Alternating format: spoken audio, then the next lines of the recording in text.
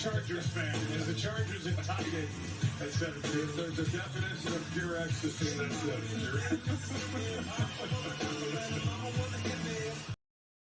it. Hey guys, welcome to. Oof, I'm getting this all wrong. There we go. Hello guys, welcome to your live watch along for Arsenal versus Sevilla. Sevilla. Arsenal are away at Sevilla in the Champions League, and you guys, we have a must-win game on our hands. So, yeah, let me know if you guys are feeling confident in the chat. Let me know how you guys are feeling. Your girl is nervous, okay? But yeah, I just did a show maybe an hour ago on the news that Thomas Partey was probably not going to be in the squad, and the potential situation that he may end up leaving in January, and if he were not like ready to go in this game, that we really needed to look at the situation. And those rumors ended up being true, that he is not a part of the squad. So Thomas Partey will not be playing today. He's not even on the bench. So, and I think the dead giveaway for that was Jorginho doing the presser. Maybe even Jorginho playing against Chelsea was, hey, buddy, you're not even going to be in the squad going to Spain. So I'm not even going to play you today. But, and whether you choose to believe that it's about, an injury or something else, the truth of the matter is the guy is just never available when we need him to be. This is a massive must-win game for us. And once again, we are going into it without Thomas Partey. So yeah, take that how you will. But for everybody that over the last couple of weeks or even months, since the transfer window, have been absolutely destroying me over the idea that we need to move Thomas Partey on, I am sorry, but we do. We do. We need to move him on. Okay. So I don't care what the reason is why he's not here. He's not here enough. It's 7 games out of 12 that he has been unavailable for so far this season. That's a lot for a player that's already missed 50 games for Arsenal in 4 seasons. So he's not available. That sucks. And it's such an important game that it's really, really disappointing that he's not there. We've been waiting for him to be fit since August 26th, and it is now October 24th. And he has not regained fitness. It's nonsense. But as expected, Raya is starting in goal. I'm not surprised by that. I think to be Mark, if you say we're going to weather the storm for the first 10 to 15 minutes, one more time. But Raya in goal, I'm not surprised by that because I think he's the number 1 goalkeeper. That's how I feel. You may feel differently. That's fine. But I think he's the number 1 goalkeeper. And I think as long as he continues to play the way Arteta wants him to play, more like a left center back in possession, and continue to be brave enough to play out of the back, despite the mistakes that he may make in possession, he's going to start games. And I think at a certain point, as a fan base, the same patience and context that was applied to Kai Havertz needs to be applied here. He is now a very important, if he ends up being our number 1 goalkeeper, he's a very important part of the team now. So we need to support him, just like you guys were saying, support Kai Havertz, just support Kai Havertz. I expect the same logic to be applied to our number 1 goalkeeper, or the guy that's at least playing like our number 1 goalkeeper right now. This is too many games on the bounce for it to be anything other than that. So support Raya. Get your agenda out, whatever. He's starting games for Arsenal and he's super important. So it's time for us to just despite what's going on with Ramsdale and how you feel emotionally about how he was removed, that doesn't have anything to do with Raya. He's joining a new team this is his first time playing in Champions League. This is his first time, playing against City and Chelsea and Spurs when it actually matters. And he has not gotten the opportunity to adapt in a calm way because Arsenal fans are too busy worrying about Ramsdale. How about if he makes a mistake, let's clap like we did Saliba when he made the mistake heading the ball in the back of his net, last season. How about we support him like that? So Raya is in goal, not really surprised. White, Saliba, and Gabriel and Tommy. This is a Tomiyasu game. Tomiyasu is in form. I'm very happy to see Tommy in this lineup. I don't know if Zinchenko got injured or if Arteta was just smart enough to take him off, but I think it's convenient that in the last 2 games in the Premier League that we've played, players have came off at halftime and, Arteta said it's an injury. Who knows? Maybe it is. I don't know. Maybe it could be. I don't know. But Zinchenko comes off. Zinchenko is on the bench, but Tomiyasu in his last couple of cameos has been really good. Now, I know that he had an off game against Lens on the right, but the reality is like everybody was crap. I think when games happen, when everybody is poor, you have to kind of take that into consideration. And also, we know he's much better on the left. So I'm happy to see Tomiyasu. I think Sevilla heavily rely upon like headers and set pieces. We know Sergio Ramos is really good in the air. So we're going to need our tall guys at the back, and we need to shut the back door. Sevilla are not going to sit back. We know these European sides don't respect us the way the ones in the Premier League do. And so they're going to come at us. They're going to try to get set pieces and corners and things like that. And we need our best defenders available to us. So I'm happy to see Tomiyasu in the lineup. Jorginho, not surprised that he's starting because he did the presser. I would have loved to see Thomas Partey in this game. I think we needed our best midfield, but it is what it is. You can't be upset about Jorginho because the guy that you guys want to play is never available. So Jorginho, we just have to hope that the pieces around him don't leave him exposed. And I think Jorginho plays much better when he's not playing in a double pivot next to Zinchenko. In possession, when Zinchenko comes central, I think Jorginho and Zinchenko want to do very similar things. And it's kind of like they cancel each other out. And then if they lose the ball, both players are not only out of position, but they're unlikely to get back into defensive positions. So I would prefer to have somebody like Tommy there that's a little bit more aggressive, a little bit more of a defender, to be a buffer. Like pretty much you have White, Saliba, and Gabriel and Tomiyasu all like a nice buffer around somebody who does not have the legs. And then you have Rice on the other side. So you have enough cushion around Jorginho where hopefully his lack of legs doesn't become an issue. My only concern is that in Europe, the game tends to be more of a basketball game. And so I still anticipate there being situations where he is out of position, but hopefully we can recover. Odegaard in the game.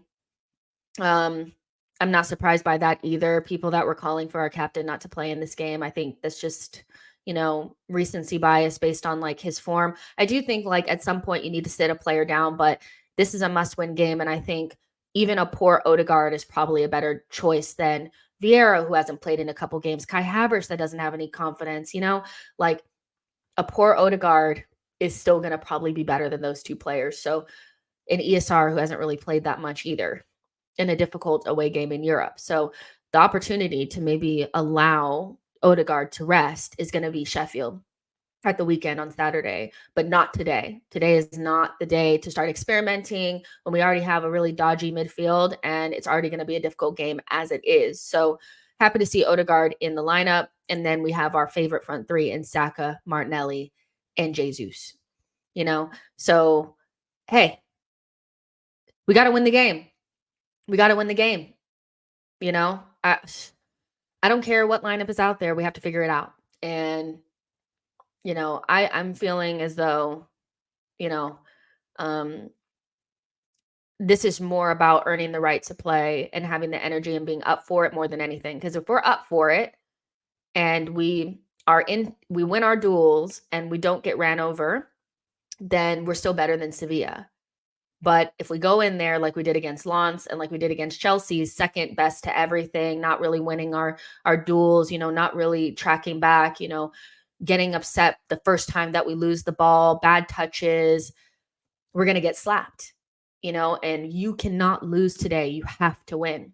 So off of the back of a really poor performance against Chelsea, I really expect this team to rise up. The fans deserve a special away European night. And today is a good place to start. They have to get beyond this idea of perfect settings at home, sunny day.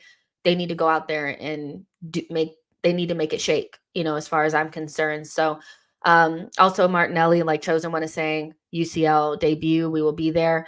The good thing about European sides opening up a little bit more is that there'll be more space to run into. Gabby came up against a very good 1v1 defender in Gusto. And so, he had the energy, but he wasn't quite on it the way that we're used to. He'll be on it tonight. I am very, very, very sure of that. Saka, even when he's not 100% fit, he's our best option. So, and hopefully Gabriel Jesus has a much better game than he did against Chelsea. I thought he was one of our worst out there and just seemed like head loss as soon as he lost a couple of, lost a couple of duels, lost the ball a couple times. We really need him to be like a calm, mature head out there. He's played enough Champions League. And so he's actually looking at our lineup here, besides Jorginho, is probably our most, experience when it comes to playing in high pressure Champions League matches. So between him and Jorginho, they really need to like lead the team, with calm heads, technical security, doing what the manager is asking them to do. Because I mean, Raya never really been in the Champions League before. Ben never really been in the Champions League before. Saliba, no, not really been in the Champions League. Gabriel, a couple of a couple of matches when he was at Lyon or Lyon, Lille. He was at Lille. Tomiyasu, I don't know, Rice, we know he's never played in Champions League. Odegaard, 2 performances or 2 appearances in UCL for Real Madrid. Saka, never been in Champions League. Martinelli, never been in Champions League. So we're going to be heavily reliant upon Gabriel Jesus and Jorginho to lead this team. Also Odegaard and, our big players, but it's so important. It's so important. Let's see. Nostradamus says we beat Sevilla in our history. I don't think so. We've only beat them in preseason. I think our away record in Spain is pretty poor. So yeah, it's going to be a really tough game. Dan Moffrey is saying no Partey, will be no Partey. Arteta cone man, Southgate clown. I don't know if you're saying Arteta's a cone man because he hasn't played Partey, but Partey is not available because of his own situation. So Arteta is not the one who's not played Thomas Partey. Thomas Partey is not available, so that's not on Arteta at this stage. There says, I'm not confident tonight. I don't trust Jorginho. Is out of form. Jesus ain't the guy. Saka, Nelly will be important for us tonight. Form can turn around in an instant. We saw a team play really poor against Lens that turned around and had the energy and the endeavor and, the conviction to beat Manchester City. And then they turned around and had a poor game against Chelsea. So form can really change like that. And so I'm hoping that this is the game that Odegaard can snap out of it. Jesus can kind of snap out of it or, whatever. So for me, like this just has to be a game that no matter what, we win, Yo-Yo says Arsenal have to avoid getting into scraps with the Sevilla players. Let the football do the talking. I don't want to see Gabriel Jesus wrestling with Sergio Ramos. And I think this is a really good point because we know that if Sevilla, which I know they have, watched the games against Lens, our games against Lens and Chelsea, they will have seen that after a couple of physical kind of like moments with the center backs, Jesus had loss. I think kind of like Southampton away last season, when the center back has the physical beating of Jesus, he loses his mind and he's completely nullified in the game. Sergio Ramos is going to try to do that to him. And it feels like the Sevilla players have taken on his personality, Ramos, a little bit.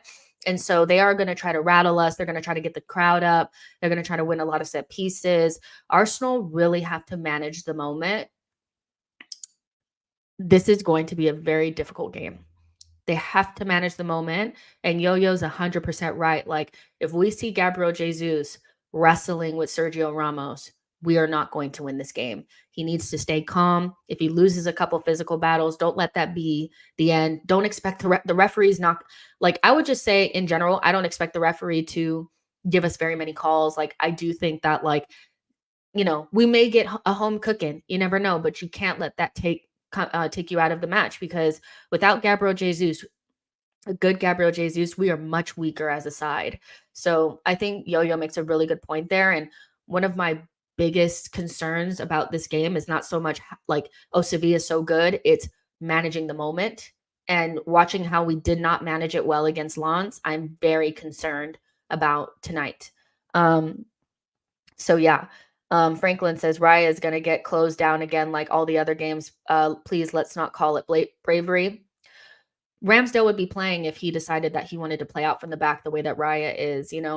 Ramsdale said he didn't want to do it, and that's why Raya's here. So all of this stems back to Ramsdale, really. And so if you don't like Raya, ask Ramsdale why he wasn't willing to do what the manager was asking him to do. It is called bravery when you continue to play out of the back, even when the team is closing you down and pressing you and things like that. Ramsdale didn't want to do it because he was not brave enough to do it.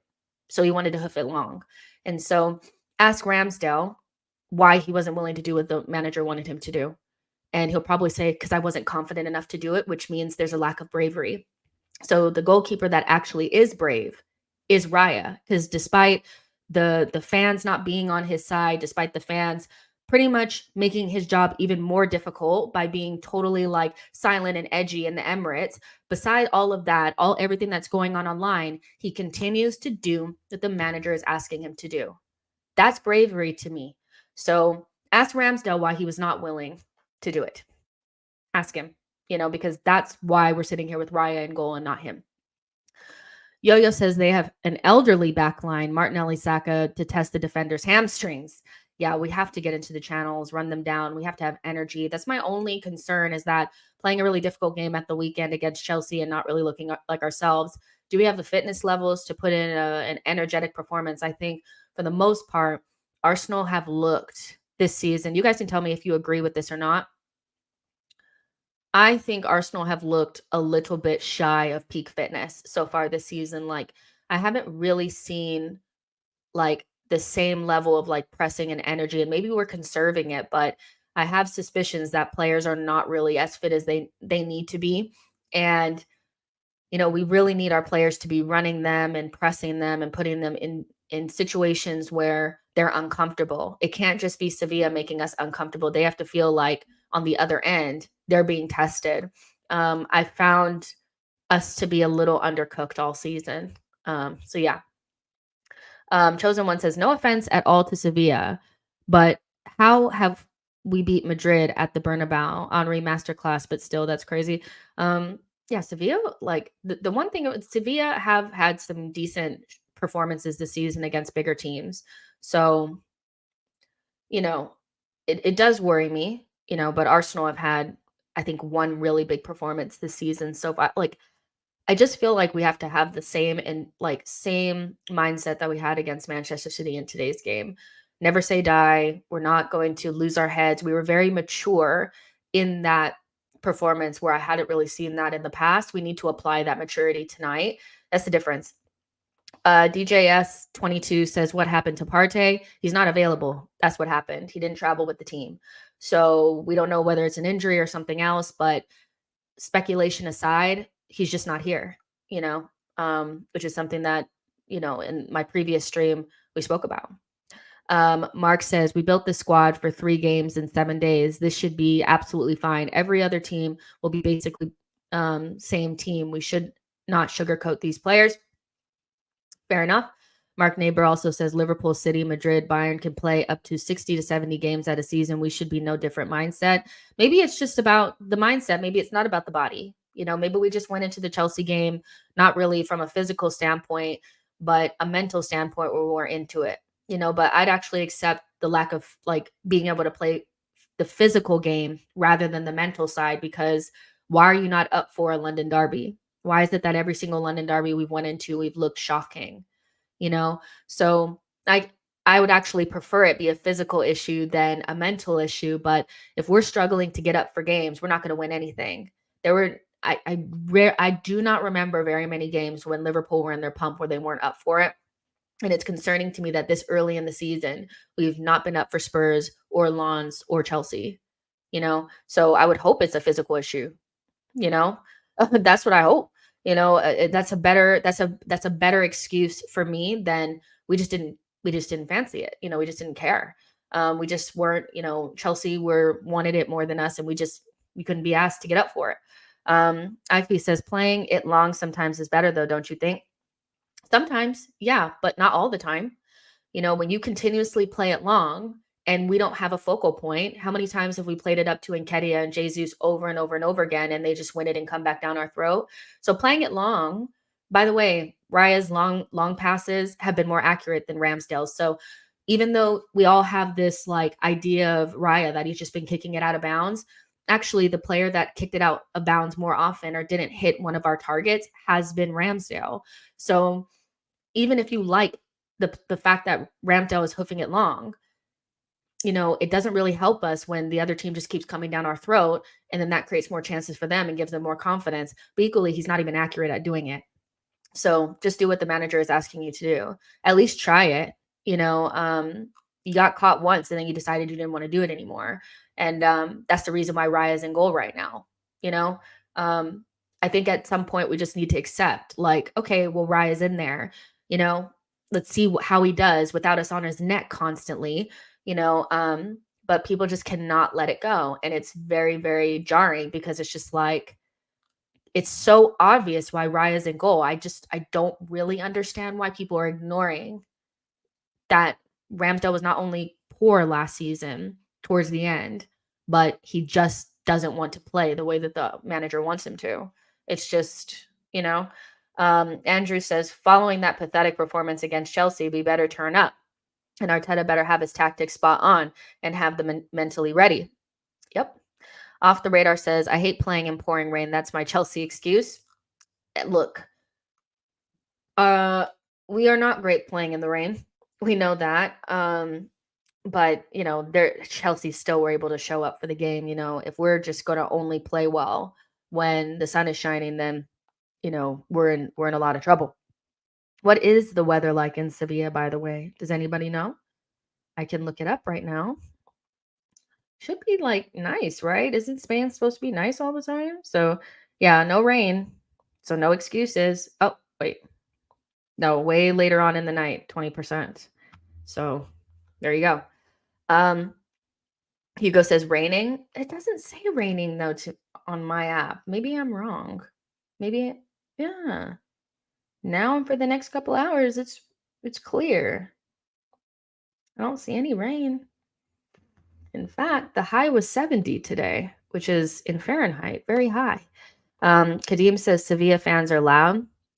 Watching them play, I know it was Europa League, but watching them play against Manchester United last season, I was very much like, "Ooh, this looks like a difficult environment." They get up for their crowd. Their crowd is loud. They have the flags, and they make it difficult for you. Like the sound was deafening, so deafening that David De Gea and Harry Maguire just kind of took a shit on the game and completely collapsed. And so it's not going to be any different today.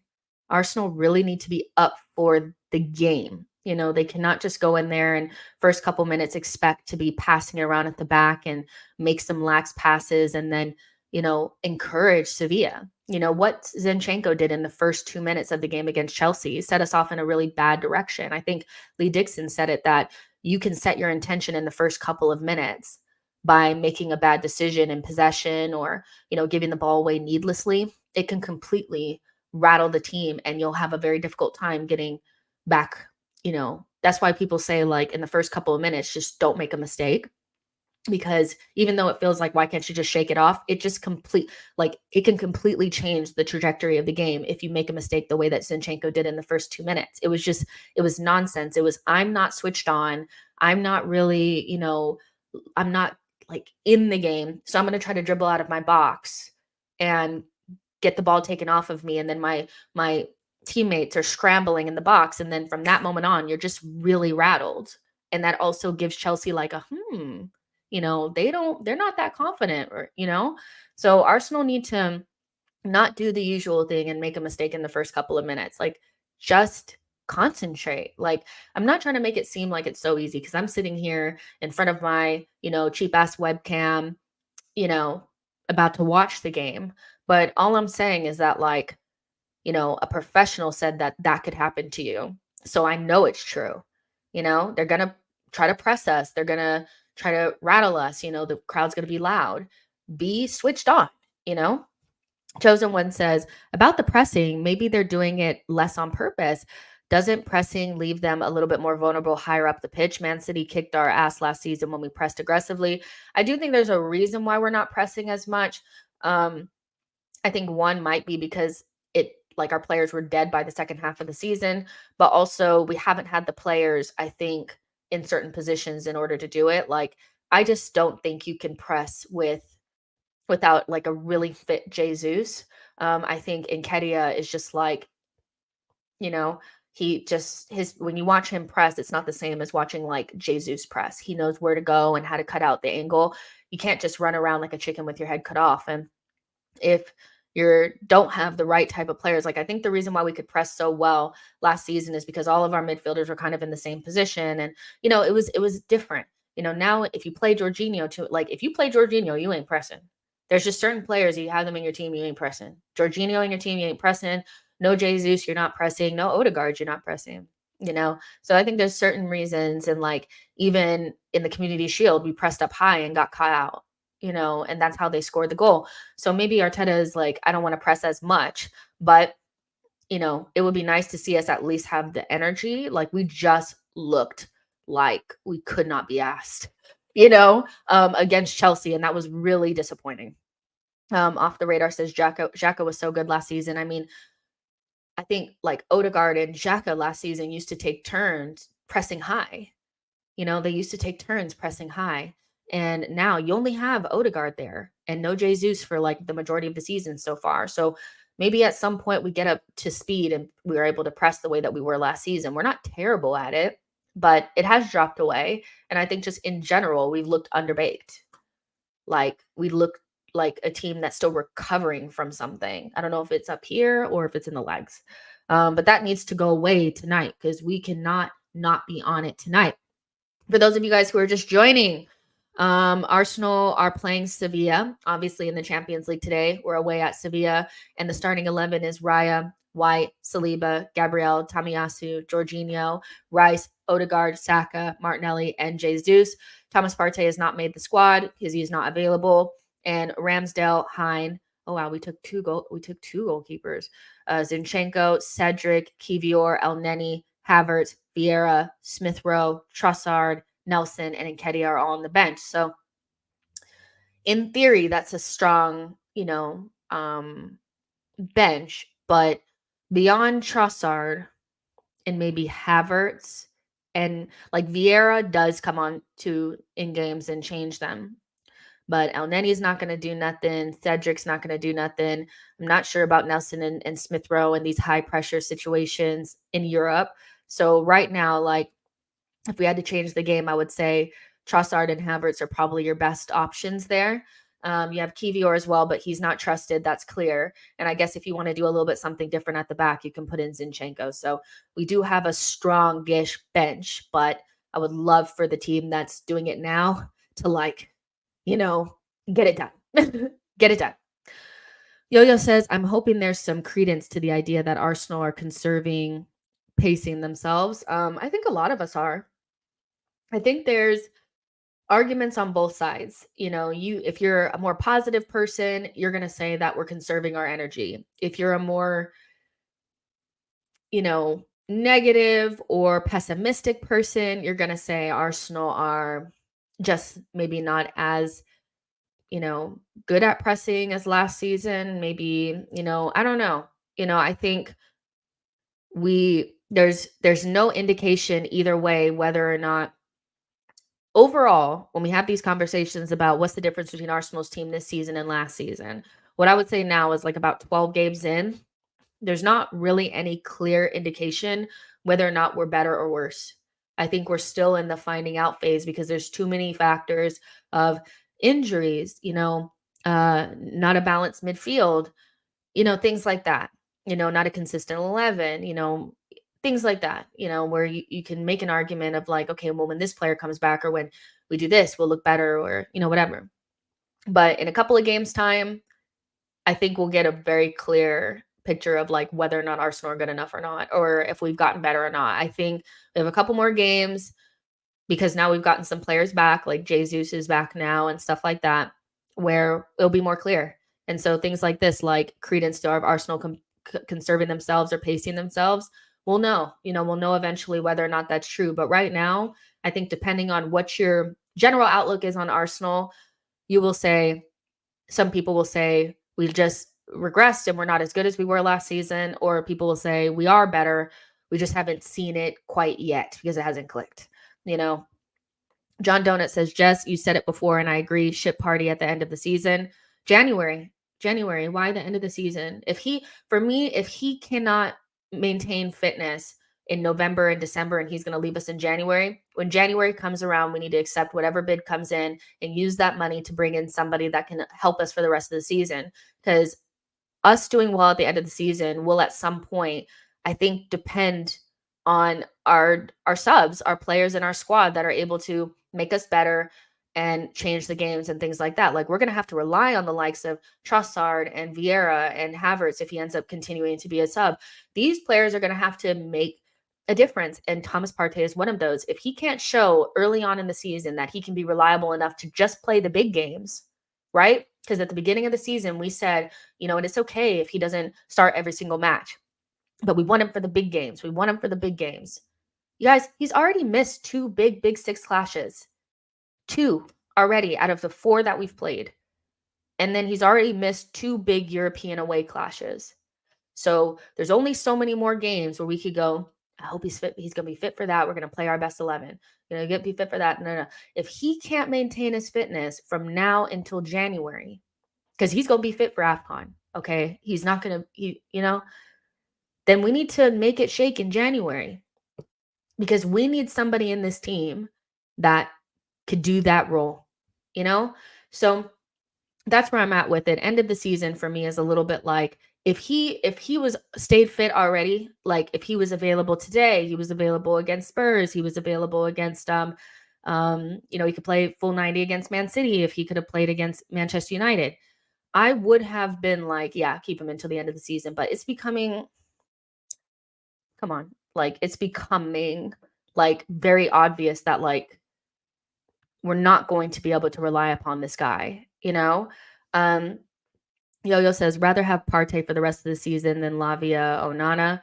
I mean, in theory, you would, because of how good he is. But the thing is at some point, you need to stop like looking at Partey as the player that we think he is based on his talent and think about who he has been for 3 seasons. 3 seasons is a long time, so we know that most of the time when we get down to crunch time at the end of the season, he's not there. When we play against big games or big teams, he's not there. So do you take the risk, or do you bring in somebody that's maybe 5%, maybe not as good as Partey, but the guy sure is going to be there? See what I'm saying? Like at this stage, if I could trade Thomas Partey for Granit Xhaka, I would do it in a second like that. Because at least I know Granit Xhaka would be available. He may not be as good as Thomas Partey on his day, but Xhaka is going to be there. So I'm getting tired of this idea that like we should just keep him because of who we believe that he is, but not truly based on who he has been for us, which is a very unreliable player, doesn't play in big matches, and leaves us hanging when it really matters. People want Odegaard out because he doesn't show up in big games. At least he's on the pitch. Thomas Partey has missed so many big matches. So yeah, it's I'm tired, like, I'm sorry. If somebody offered 20 million, I would take it in January. If for the next 2 months he cannot maintain his fitness, I don't know. But some people are saying he's not injured, so maybe he comes straight back in. I don't know. But he didn't play against Chelsea and he was on that bench. So I don't know what's going on. Hugo says, I would look at deals in January. I would as well. Mark says, no point in having a Rolls Royce that is constantly at the mechanics. We're all getting the bus. I couldn't have said it any better. We're still speaking about this man as if, it's a theory that like, I don't know. We're speaking about him as if like he just showed up yesterday. Like we know that when it comes down to it, he's not available, So I'd rather have somebody that's 5% not as good as Thomas Partey, has 5% less talent, but is going to be there 50% more of the time. That's where I'm at with this now. Nostradamus says, would you rather we signed a Prem-proven midfielder, all clubs, no a foreign league signing? It depends on who's available. Personally, if I had to pick somebody in January, I'd go to Monaco and say, give me Yusuf Fofana. Like, he hasn't signed a new deal. He's going to be a free transfer in the summer. I'll give you 30 million for him right now, and he can come and save us in January. He's 24. He's young. He can play in DM. He can play in the 8 role. And when we start having conversations about having the right foundation in front of our number 10s in big matches, that guy next to Rice is going to give you that, so, and he's not Premier League proven, but that seems like I would rather him than Onana, if it came down to it. Depends on who's available, but again, having to deal with this potentially in January is not ideal because nobody wants to get rid of good players in January. It's, yeah, the guy needs to either be fit or we need to look somewhere else. Like, our season is so, like, how we use the squad and having really good squad players is so important for Arsenal this season because we're in so many competitions. And so having a player like Thomas Partey not available to us really damages the squad because we haven't had the opportunity to get somebody else in. So we have a problem. Like, it's, you can't even move Rice really and feel confident doing that. So I don't know. Nocturnal Gunner says, get that guy out of here. Most unreliable player I've ever seen. Dale says, if he's injured in the next couple of months, who takes Partey in January? We would have to drop price considerably. I mean, we were getting 20 million, bids in the summer. I would take that now, Aegon says, come on, Xhaka is better than Partey. He's at least more reliable, they're two different players, so it's hard to compare, but, people for years, even including me, were like, Partey needs a better partner than Granit Xhaka. So I do think that Thomas Partey, in terms of talent, is probably more talented than Granit Xhaka. But Xhaka is going to be there in the big games, and that is just so important because we'd already lowered our standards for a player that's 250,000 pounds per week. We'd already lowered our standards to this guy. It's fine if he only plays the big games. It's cool, but he's not even available for those. Tawanda says, I've been saying get rid of Partey when Rice arrived. For people that were kicking me over and over about saying that Rice, like, I'm so happy that we got Rice because he's a good replacement for Partey because Partey needs to be replaced. This is exactly why he needed replacing because just imagine if we hadn't gotten Rice. Just imagine we hadn't gotten Rice, but we had gotten, let's throw somebody else out there. Let's say we had gotten, let's say we got Paquetá. So we had Paquetá there and Odegaard. So we solved our left center mid situation, but we had Partey instead. It wouldn't even matter because we'd be playing Jorginho behind them. I'm so happy we got Rice. Y'all, we got a game to play. Aman says Rice is Partey's replacement, but we need to replace Partey's attributes on the ball. This is a really good point, but that's what we should focus on in the 8 position.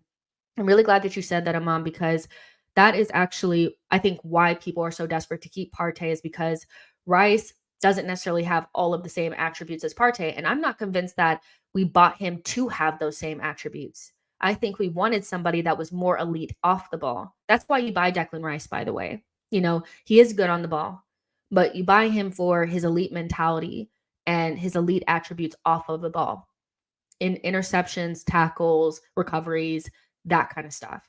So you have to replace, like you said, Partey, and I think also Xhaka's abilities to punch the ball forward and find the seams and pass the ball in between the lines and kind of be like dictate play from midfield, not on the edges of the box only, but a little bit deeper to find Odegaard, to find Martinelli. Like, somebody needs to be in that pocket, unleashing those players.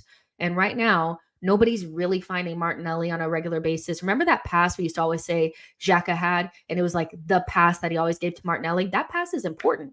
That pass gets us in behind defenses. So we've lost that pass. We've lost maybe the passes in between the lines, the punchy passes in between the lines to Odegaard. And that's where we need to look at the number 8. But we bought Havertz, so lots of questions there. But I think Aman makes probably the best point here is that Rice is the Partey replacement and people need to accept that. I don't think it's a short-term fix for a bigger problem to just play Rice and Partey together because, one, you can't rely upon that partnership because Partey's never there. But equally, in some games, I don't think Rice is going to be the best fit there.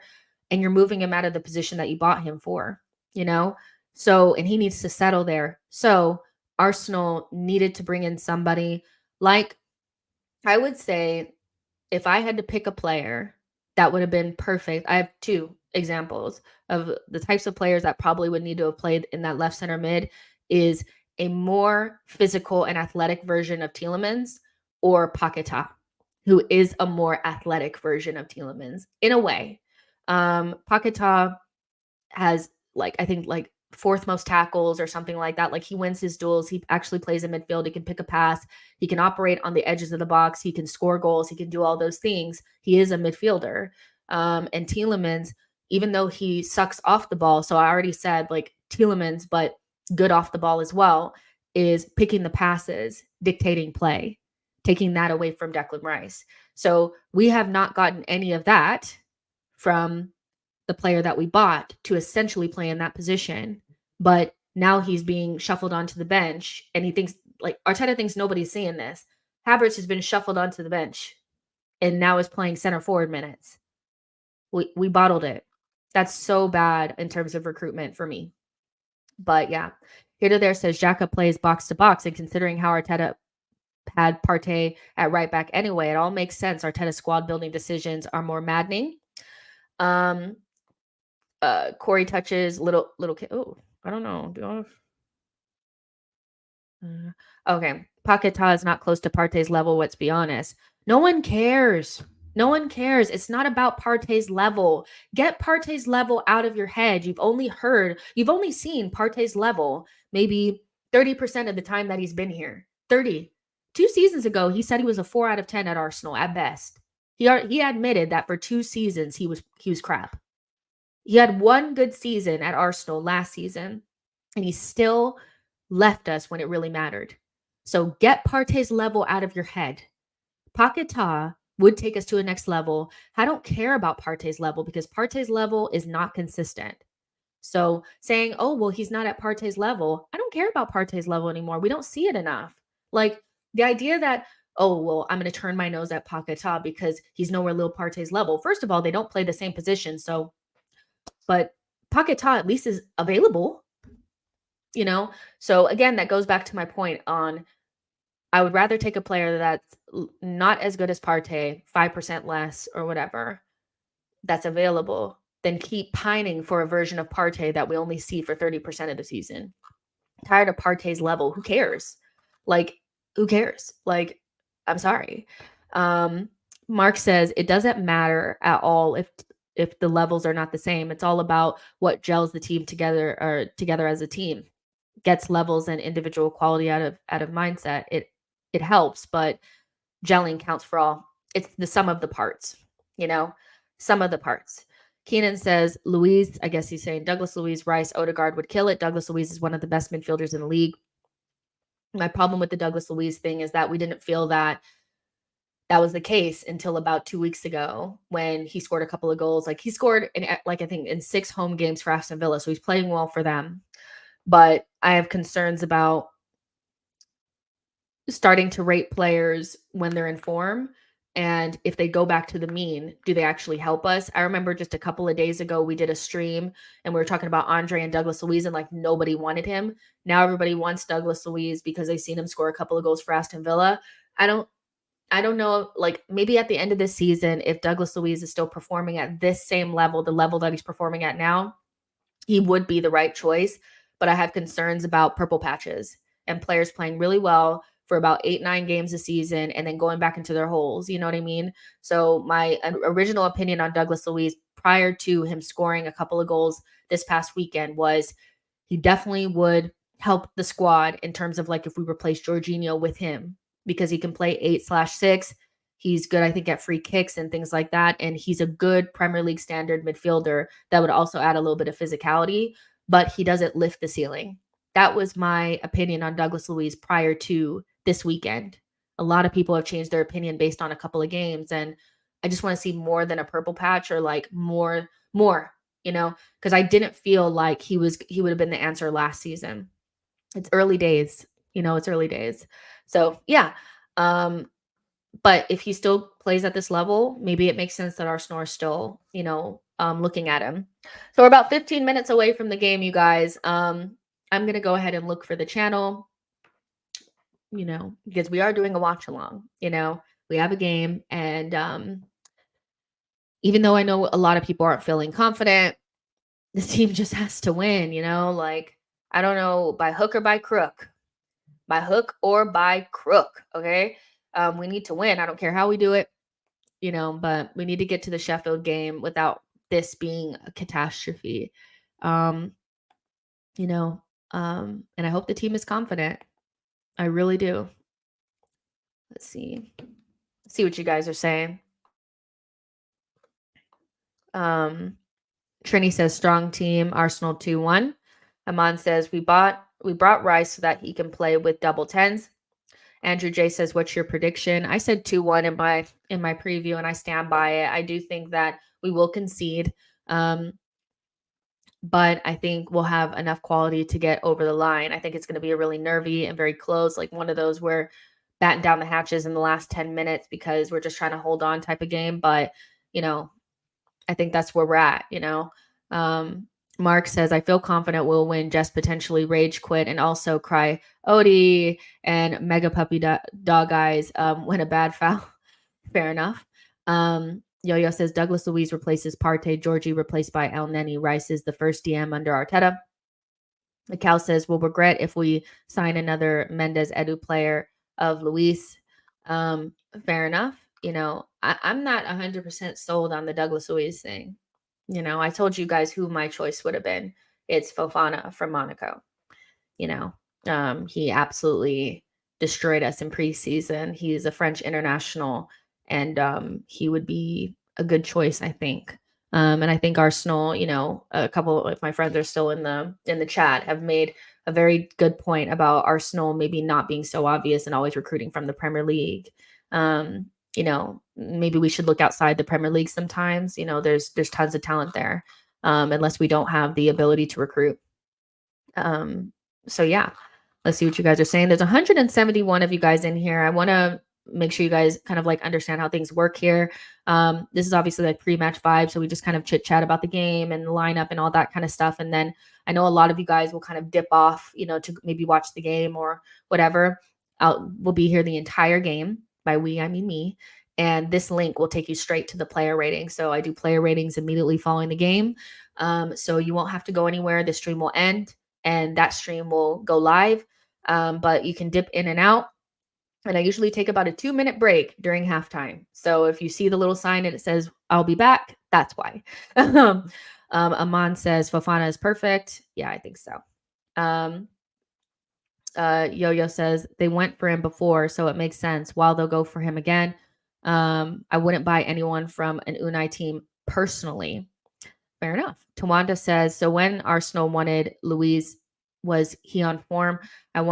I rated him as good as rotational option at time. He's got better since. The only way that I'll feel like he's actually gotten better is if it's like a full season. Like I just feel as though their team is performing really well right now. So all of their players are going to seem a lot better than maybe they were at the end of last season. Like nobody really was talking about Douglas Luiz coming to Arsenal. So, we had all kind of felt like we had made a good choice not buying him the previous summer. Now that we're desperate, and we're hungry, we're going to take anything. So we'll take, McDonald's that's on offer, the piece of pizza. I'm a little bit afraid to really buy into players that don't have like a full season of, these levels of performances that he's putting in now. So if he continues like this, then yeah. But if he goes back to the mean and he's like just a solid Premier League player that's playing in a good side, then I'll say, let's do something else. And he's not going to leave for us in January anyway. So in the summer, we'll have more options. So I'm still not sure that he's the choice. Arsenal fan says Barella is genuinely the only option that see becoming a consistent starter for our club. Barella is a pipe dream, a dream that I love, but a pipe dream nonetheless. Nostradamus says Sevilla's bench is unbelievably bad, especially compared to ours. If we are in a good position come the 70th minute, I have no doubts for the last 25 minutes. Yeah, fair enough. I'm going to look at Sevilla's lineup now because it's like Premier League. It's so different because I'll always like look at it, but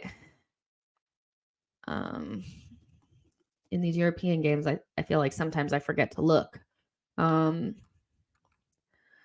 They have somebody named Nyland in goal,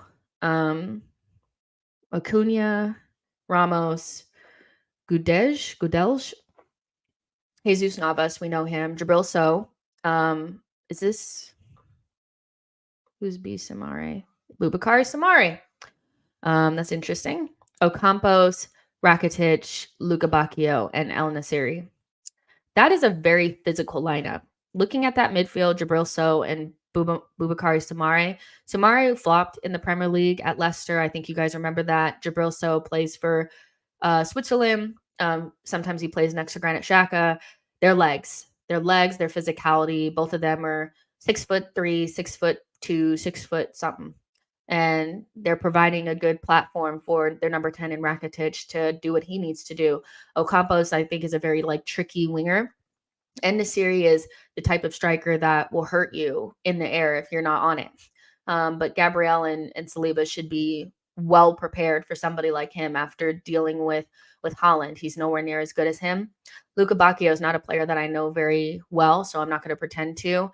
But just the only thing that really worries me is that double pivot and whether or not we have enough in midfield to make sure that we don't get bullied. Because those two, they're not small, meek players. They're big. They're big, they're strong, they're athletic. They may not be the best, but they're definitely going to push us around, which is what was the worry going into this game, knowing that Jorginho is going to start. So yeah. Mark Neighbor says Ocampos is the one who really worries me in the starting 11. Yeah, just seeing him play a couple of times, he's not I don't think he's the fastest or anything like that, but he's really tricky on the ball and he's a quality player.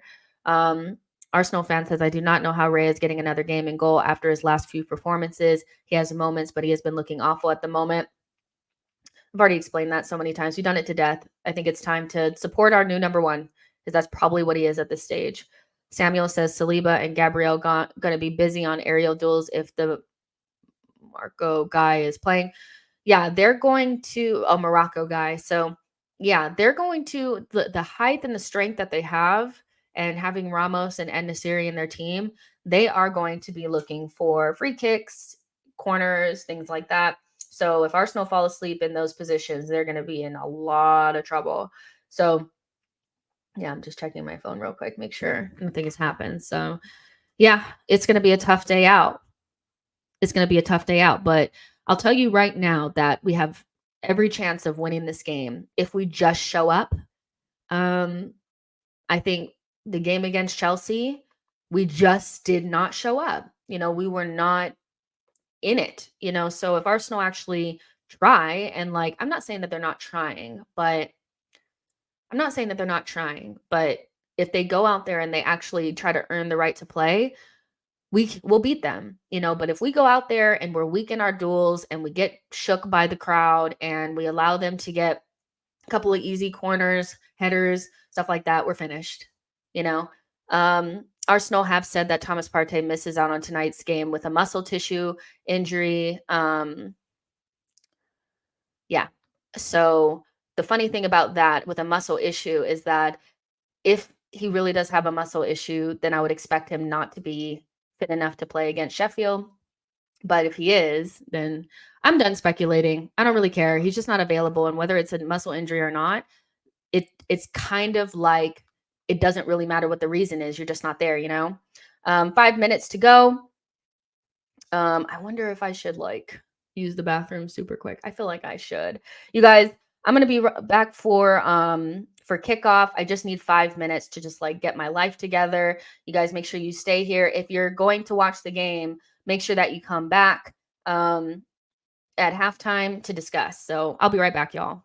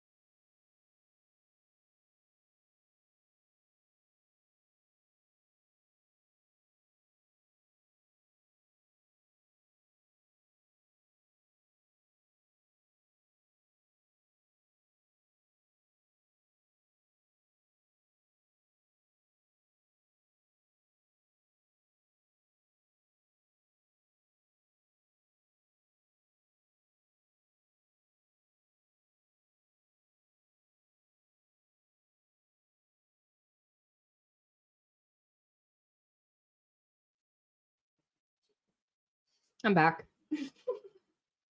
Hey guys, sorry. I just didn't want to be uncomfortable for like what's going on here for the whole time. So yeah, they're out there hearing the Champions League anthem and all that. Let's see.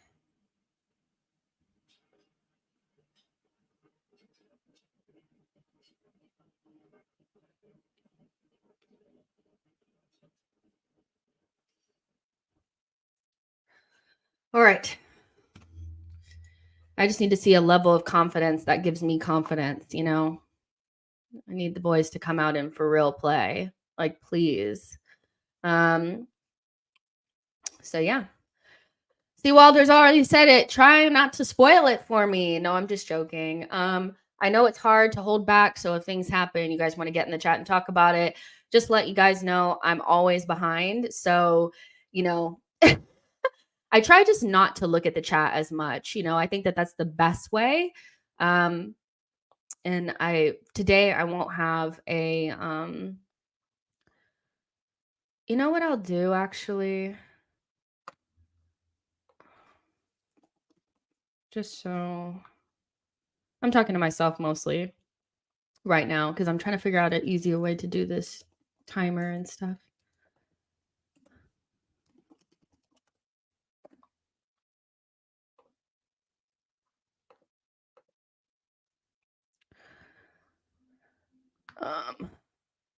Let's see when it starts. I'll try to put the little whatever. I'm talking to myself and you guys are like, why is she mumbling? She's not even saying real words.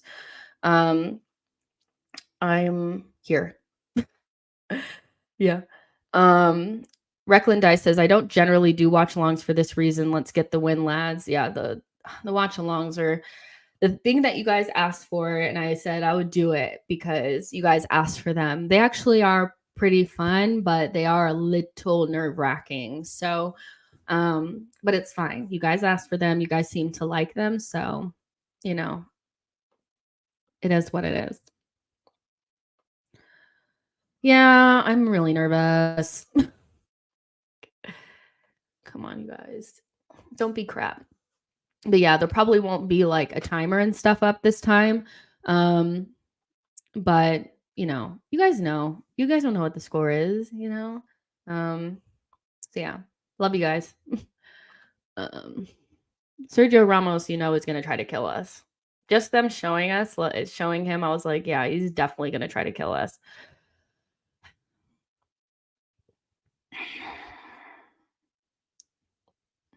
This is why you guys played so hard last season, was to be in this situation. So let's own it, because there's no point in being in Champions League if you're going to just, you know, bomb. And as you can see early on, Declan Rice has taken up a pretty high position. I know he's playing the 8 role, but you see it for sure there. Martinelli, good energy there, good energy. That's the one thing about Martinelli that I really like, is that he ups our energy level when we need it. Declan Rice definitely playing a pretty high role. Hopefully that works out for us today. They're showing their new coach, Diego Alonso. You know, we're dealing with a new manager bounce here as well. Good, Tommy. Come on, Jesus.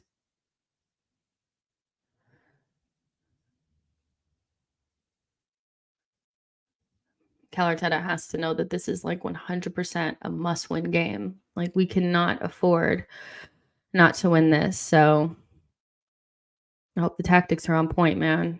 I really do.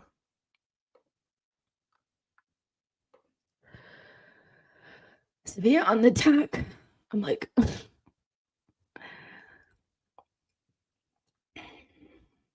we're wearing these white socks, and I know we have to because they're wearing black socks, but not for me. It's kind of ruining the fit, isn't it?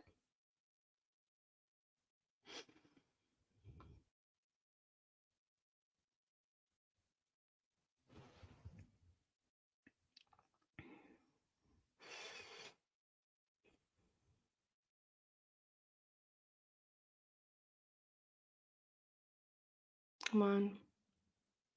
Okay, they're switching the ball over. That's a really good ball from Sergio Ramos to Jesus Navas.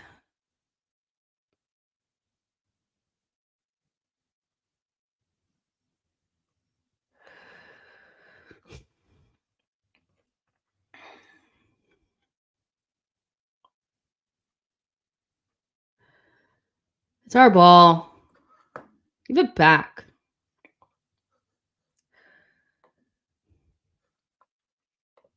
Reckland Dice says we don't have to win this in the first half, but we can't afford to go behind. Hugo says the White Sox make the kit look better. Fair enough. You like the White Sox. For me, it's like, not sure about it, but yeah. Mark Neighbor says, let's start strong and dictate the ball, control tempo. Let's own it. It's reverse psychology.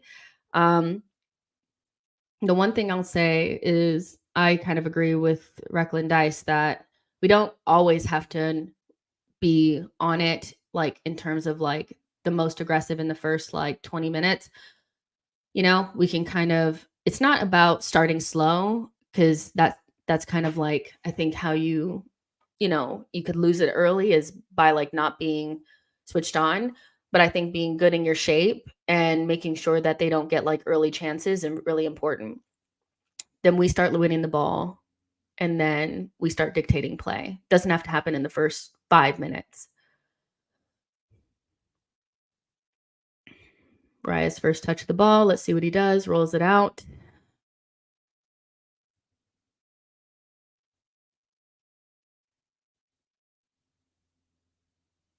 Come on, Jorginho. Damn, they hit him so hard. Foul. That is a foul. So this is the kind of thing that like they do to Saka all the time. And some referees call it and some don't. It's this like where Saka makes a move and they just shove into him.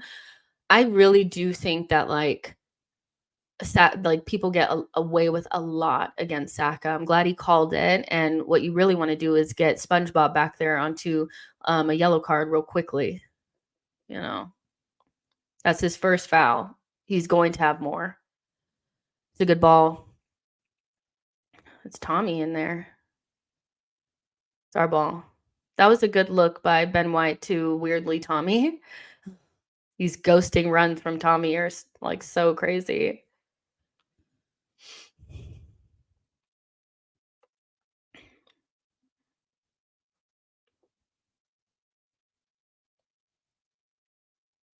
Ooh. Good, Saliba.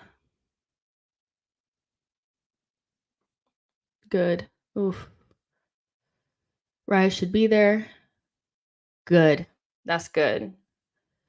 And what just happened with Raya right there is something that they want the goalkeeper to do, which is come out a little bit more. And it's something that Ramsdale did not want to do, just by the way. So again, when I say like the reason why Ramsdale's not in the goal is because of him, it's because he didn't want to do some of this stuff. And he said that himself. Good ball and behind there. Oh. One thing I will say about our play that I don't love that much this season is our inability to access central areas. Good Declan. That's a good ball. Oof. Win it. Good, Odie. So we attack primarily down the wings now. We don't really go through the center. And I think that's like our midfielders not being able to find the ball in between the lines to Odegaard and Jesus. Tommy. Ooh, Tommy. Do you see this, Tommy? Did you see that? What is Tommy doing? That's great. Tommy's playing striker, y'all. Tommy, hasn't scored his first goal for Arsenal yet. I'm not mad at that.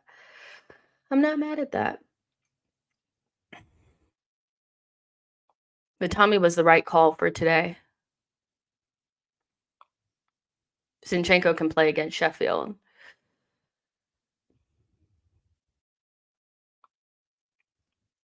I'm holding my breath, y'all. I'm so scared. We've started off okay, but, man, Make the right decision. Good. Good, Saliba. I'm not mad at that. Watch it. Watch it. Don't fall asleep.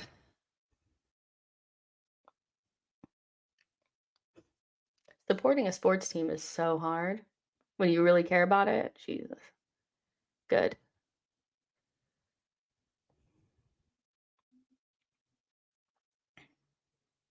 Good. They take a wild shot from way far out. They're never going to score from there. So, yeah. Decent start from us. Reckland says big chance missed by Copenhagen. Mark Neighbor says I personally do miss the 4-2-3-1 where we got options. We're much more limited with the 4-3-3. Let me see how they're playing out of the back here. Good. We're much more limited with the 4-3-3. Odegaard in the 3 is not getting enough space in the 10 position. Goal. No. We almost scored. Jesus, Martinelli. So close. So close. So playing it down the wing here. Good ball in from, is that Tommy? And then Gabriel Jesus gets it, lays it off to Martinelli. And I mean, the goalkeeper does a good job, I think, taking off the angle. But I think we should score. Martinelli is good enough to score from there. So the goalkeeper did a good job, but still, Odegaard, keep him there. Good. Hey, stay switched on. Hugo says Diego Alonso was coaching in Liga MX 2 years ago, I believe. Didn't know anything about him. Sammy says we should have scored, but we started off good so far. Yeah. Not bad.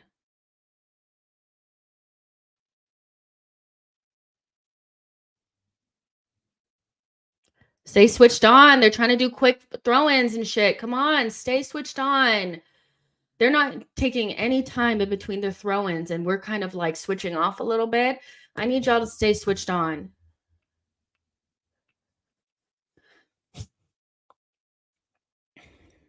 Good.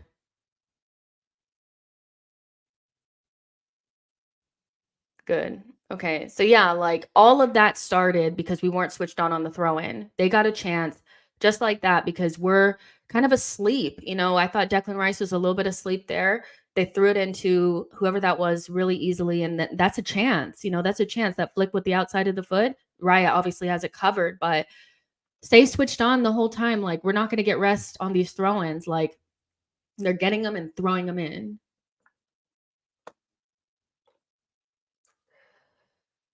Yeah.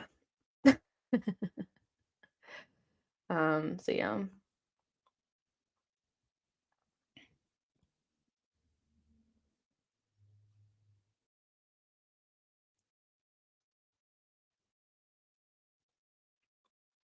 Good, Tommy. Nostradamus says Jorginho and Rice just don't seem to have that understanding. And I mean, can you blame them? We played so many different midfield pairings, and I think it's hard to get that. Like, Xhaka and Partey and Odegaard played with each other for 2 seasons straight. And so that type of like connection builds over time, and we broke that apart, and now we're playing something different every 3 games. So I'm not surprised Rice and Jorginho don't have an understanding yet. Good, Rice. Shake says, what I miss about Ramsdale is he barks at defenders when they make silly mistakes. Right, I haven't seen that yet. Fair enough.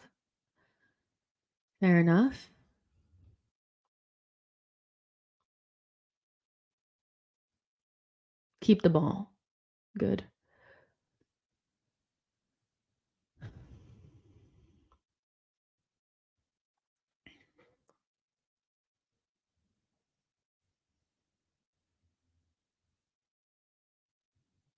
Okay, that was a good move. It kind of broke down there. Oof, we won it. Let's pass it. That looked like our football a little bit right then. That's the first time in a long time this season that we've seen like our football, the fast one touch.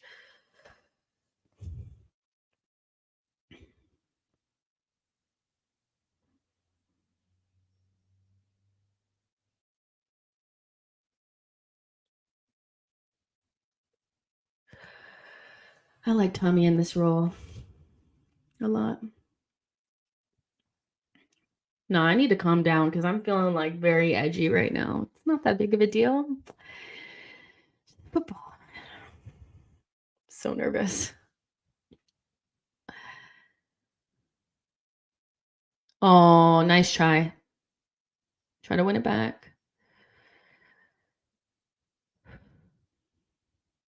He's pushing him. Good, Gabby. Now find the pass. Let's not fuck around with it back there. Yes, yes. Good. Let's not make a silly mistake in possession. That was scary. Ooh, that scared me. Y'all, we need to, yeah. So when Tommy passed that ball to Jorginho and he had like 3 guys around him, you got to be really careful there because if they pick that off, they're in on goal. So we need to be careful. We need to be careful. 'Cause I'm about to like these like little things scare the crap out of me. Maybe they feel like they have it all under control, but it scares me.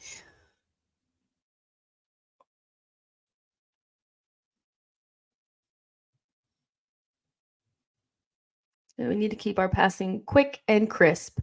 Our passing this whole season has been so labored, just slow. It's a good ball from Saliba. Good look. It's a good look.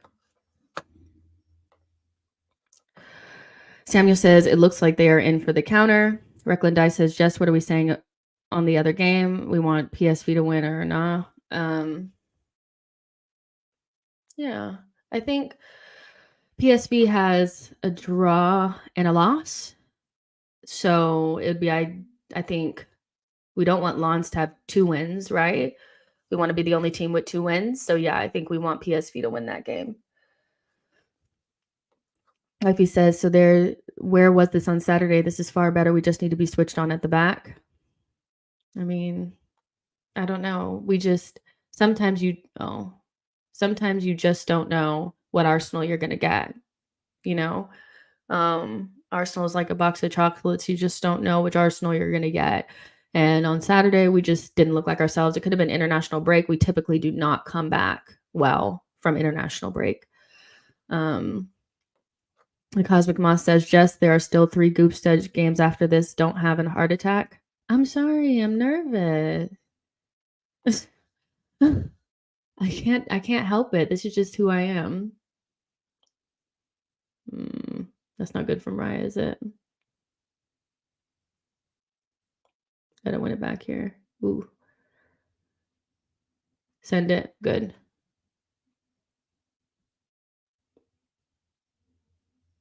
Oh, Samare did us there. We have to be really careful here. Good. We win it. Martinelli goes. Ref! It's a foul. That was good. That's the one thing I do like about Martinelli, though, is when he gets the ball, he cuts in front. And when he cuts in front, like, they definitely foul him. Like, that's clear foul. I don't know why it took the referee. The referee's like, oh, I'm going to call it now. Like, come on. I guess he was trying to see advantage, but Samare is a freaking bruiser. He just went right through him. That maybe should have been a card, too. Like, the way that he went through Martinelli, that was like, yeah. I know it's early on in the game, but come on. Keep shining. Keep shining. Come on, let's go. Let's get a goal.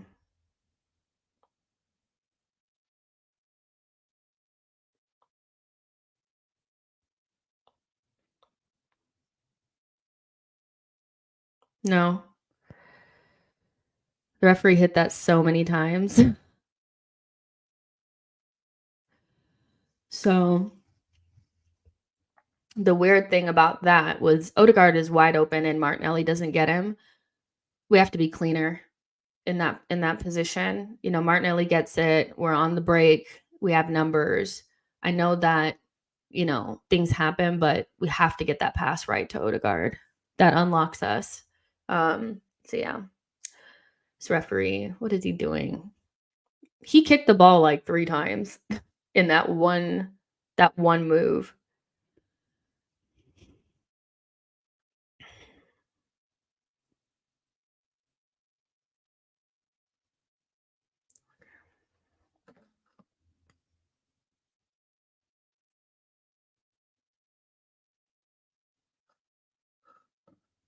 Do we have another gear?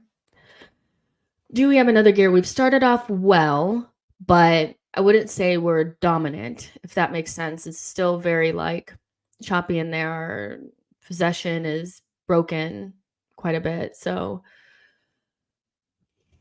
I'd like to see us get a little bit more dominant now. If we can.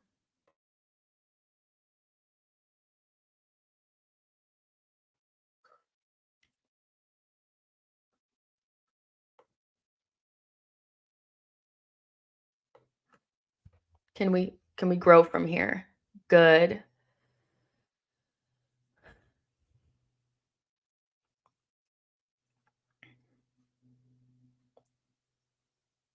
So far we've had like what, one chance so far?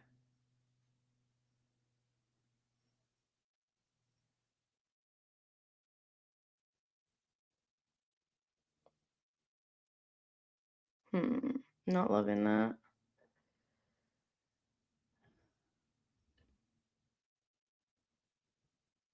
Foul. That's his second foul, ref. I'm counting. Second. Next one, he should be on a card. Just saying. That's his second foul, SpongeBob. Second foul already.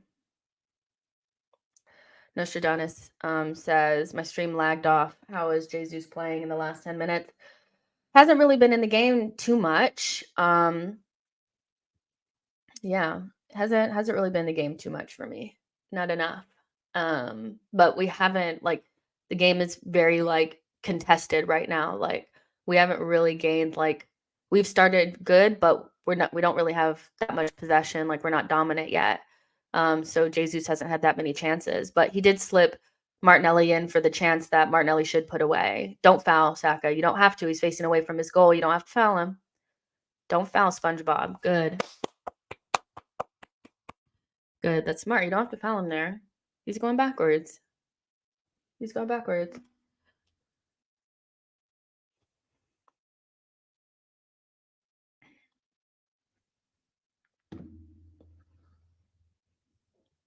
Can we win a 50-50? Good.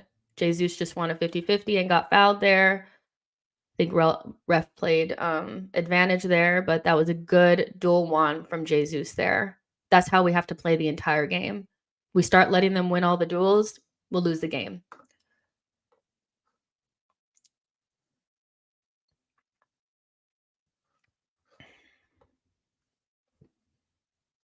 Come on. Let's get our passing going quick.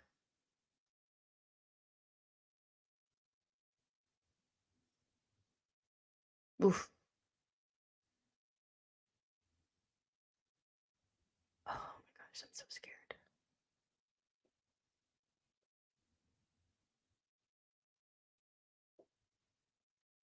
Another bad one. Ooh, Raya. All right, that was the second one from Raya. He really needs to like you're just giving the ball away to Sevilla players. He needs to straighten up here.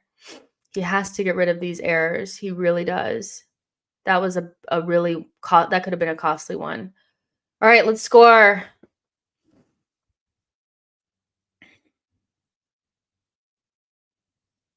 Oof.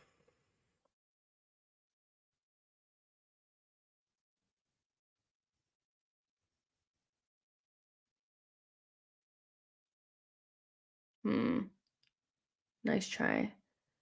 Come on, Martinelli, don't get done there. Let's go. Good, that's our ball. Went off of Ramos' face. Straight off his face. Let's go. Do we have another gear? I think that's been my question all season is I feel like we've had games like this where, you know, we're doing our little bit and we're doing all right, but is there another gear to go up? That should be a goal. That should have been a goal. Like, I feel like do you guys feel like Jesus should finish there? He just kind of gets it caught underneath his foot. Maybe he should calm down and, like, find an opening, but yeah. I think the problem you have with Raya trying to pass that ball out there is they're set up for that. So, you know,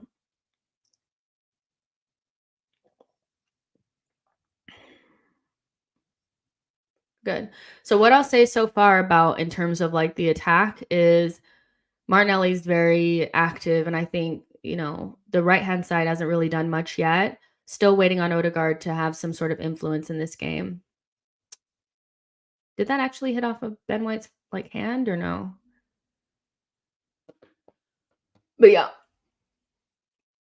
still waiting on Odegaard a little bit. I mean, Martinelli should have been able to get that one pass to him, but so far, I don't know. I feel like in the attack so far, Martinelli's probably been the most busy, and our left-hand side has been the most successful, but it's only been 23 minutes, so not sure. My stomach bubbling. So nervous.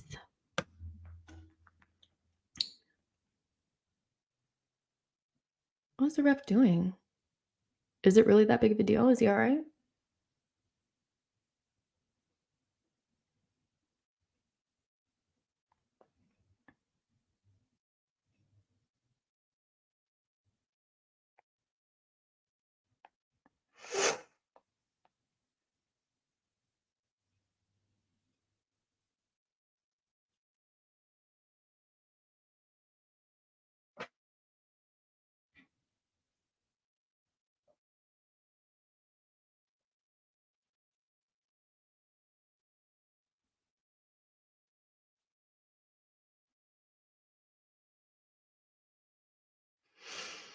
All right.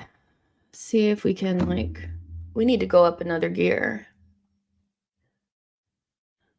That's my problem is I feel like we were playing okay, but, like, there wasn't, like, another gear where we could, like, really put our foot on the gas.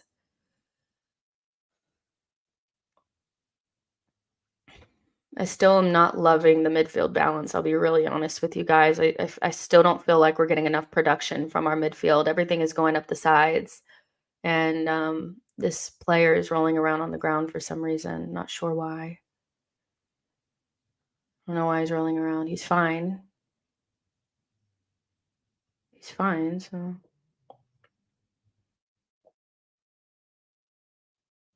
good clearance from Saliba there.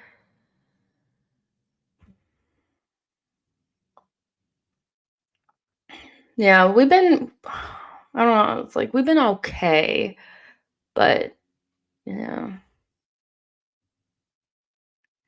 Until we get to the point where our midfield is controlling the game, we're not gonna ever look dominant in a game. We just don't, control the match, if that makes sense, like we did last season. Um,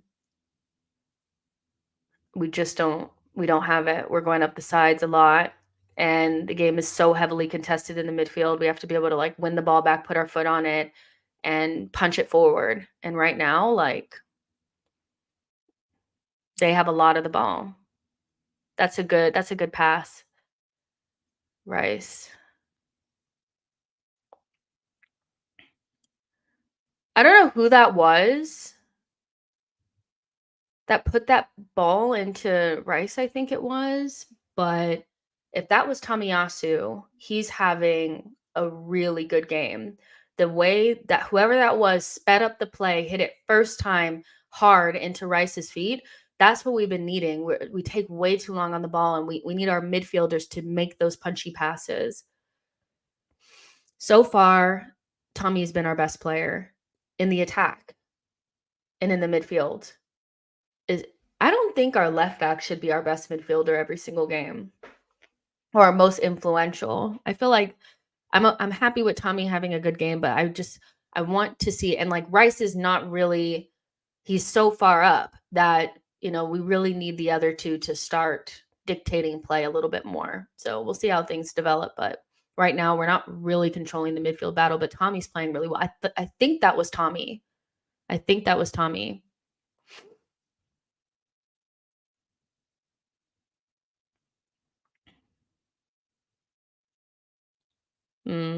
That was a waste of a short corner or a corner in general. Sometimes our short corners just don't come off. Like, Jesus, shake that off. It was one little mistake, please. Don't let it like ruin your whole day. Sometimes, like, I don't know, I feel like he lets one thing ruin his day. All right.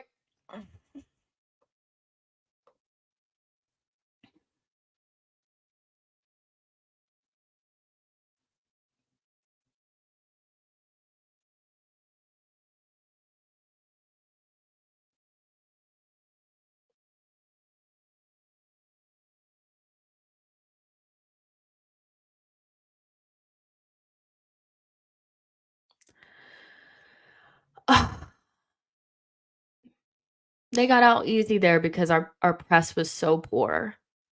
Only one person went to go press. Now we're exposed.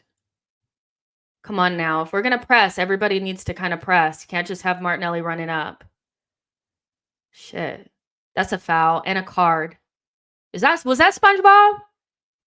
If that was SpongeBob, I need him to get a yellow. Ref! Good. That's off him. That's our ball. Ref, you need to put. Was that SpongeBob? Was that? I'm watching him. I'm watching him. I'm watching him. Maybe that was Ocampos. I don't know.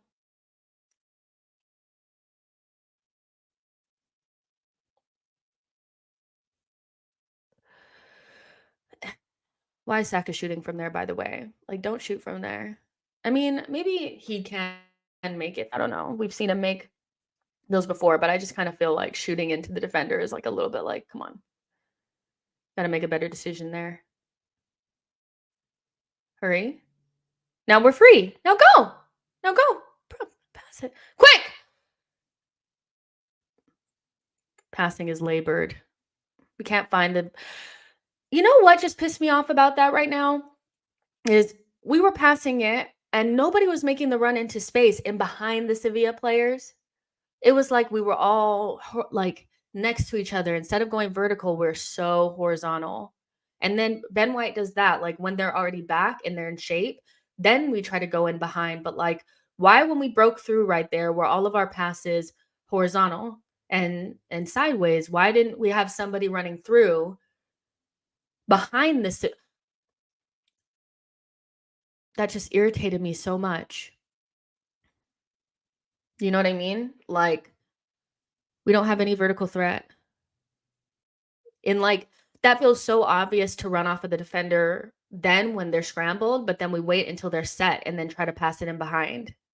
And like the ball has to be like inch perfect. I don't feel like we do the simple things like run the channels.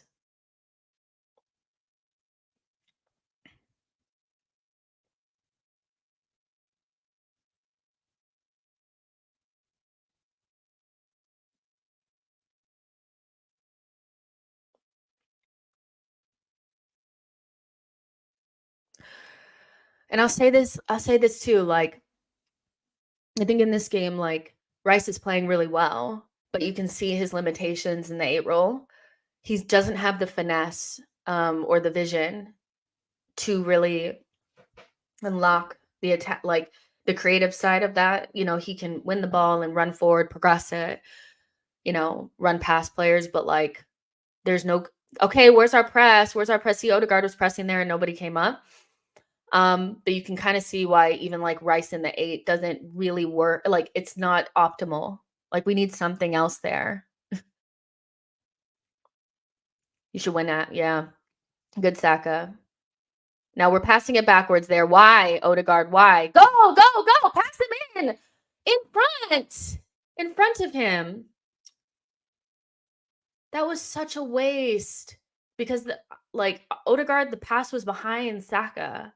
The pass was behind Saka. He has to pass that in front of him. Now he's holding his ankle. Fuck's sake. Sitch says, so far, it's fair to say that it's been quite even for both teams. I think so. 20 something minutes in, 30 minutes in, we haven't really been able to like um, like gain any sort of separation from them. Like it's been pretty even. Mark says one thing I'll give Eddie credit for is he moves off the ball, runs in the channels, creates deep space, a lot of the dog work, but not for much reward. And I just, that chance that it wasn't really a chance, but it was an opportunity. Like instead of like even Odegaard in that moment, like just that gone by, the first thing he did was lay it off to Jorginho, and then Jorginho passed it to him. By then, we've already lost a couple of seconds. Like, why are you not just turning and going? We are too like we want to make the extra pass when we don't need to. And that pass from Odegaard was behind Saka. It should have been in front of Saka so that like when he had to come back, that's how he got clipped. And I just think, come on. I'm not trying to like kill Odegaard or anything like that, but like Odegaard when he's like really on it, please don't show me Eddie. He shouldn't be the first one off the bench. When Odegaard's really on it, he passed that like perfectly into your path. He didn't do that this time. And just in general, when we're trying to break, we take 6, 7 passes when we just need 1 or 2. Like just hit it into the channel to somebody. Does it have to go to Jesus, then back to Rice, then to Tommy, then through? Like, yeah. So that's kind of, I think, yeah, we need to do a little bit better there. Nostradamus says, if Rice presses with Odegaard, that leaves Jorginho exposed. Need to stop playing 2 defensive-minded midfielders in a trio midfield. Reckland Dice says, we will never have a spark until our captain Odegaard frequently on the ball. He's the lubricant. Dale says, I missed the first 30 minutes. How are Arsenal playing? We've been all right. Like, I think now that the first 15 minutes have gone, everything has kind of gone kind of even. So we haven't been bad, but we definitely haven't been dominant,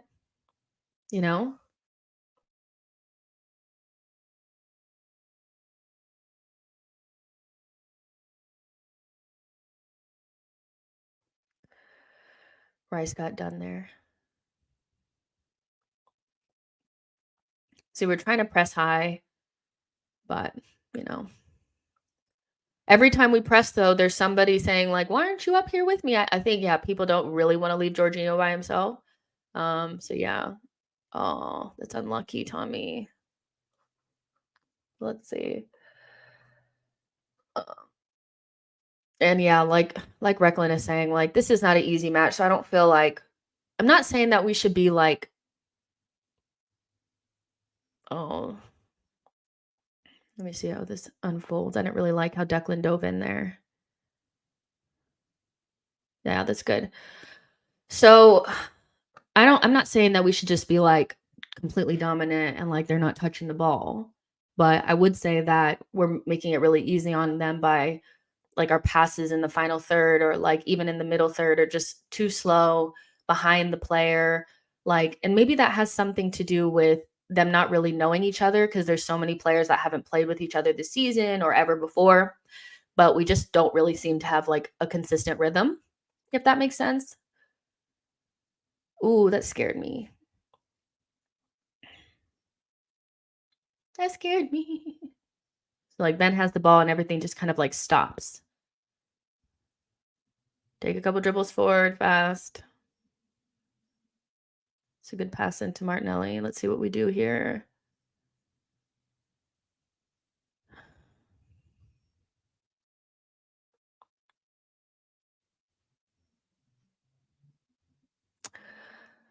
I'm going to say something mean, but I feel like I'm watching Arsenal from 2 seasons ago.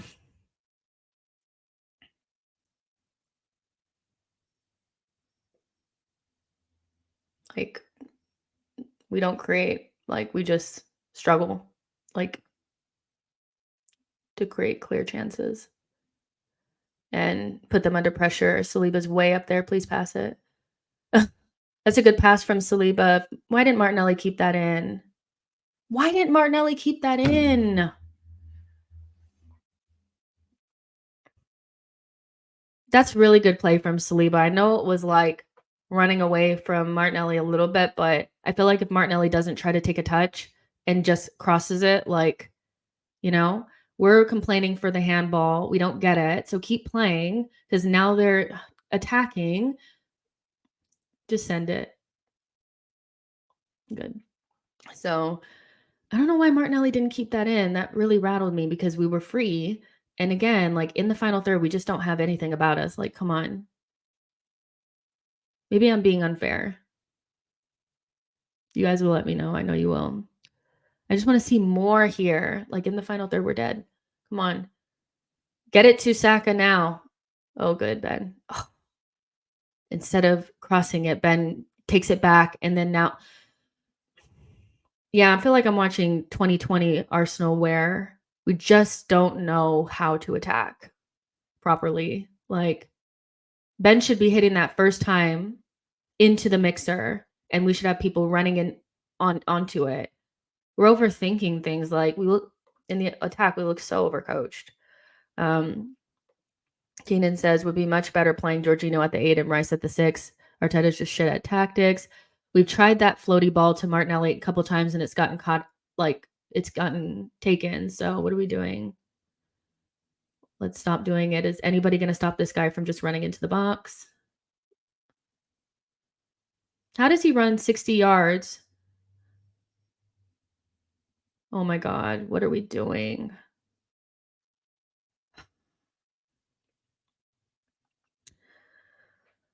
How do we allow somebody to run 60 yards down the pitch and get across into the box? Like, Breckland Dice says, Clive has made this point before. We are judging this team based on last season, but we are a different team. Yeah, but I'm not seeing a better team. That's not. I mean, I don't know what I'm seeing. I'm seeing a team that's struggling to figure out ways to get the ball into dangerous positions. So yeah. Matthias says controversial opinion. Rice looks good at an individual, but he arms the midfield in a fluid, creative way. I wouldn't say harm, but again, like we spoke about this before the game. If Rice is going to be in there, then you have to figure out to get you have to have a different type of midfielder in there at the 8. And like, I don't know if it's he harms, but we haven't recruited properly a midfield around him. They said that the Havertz move did not work unless Rice was involved. We tried to buy Havertz to play the left 8 and we dumped it because it didn't work right away.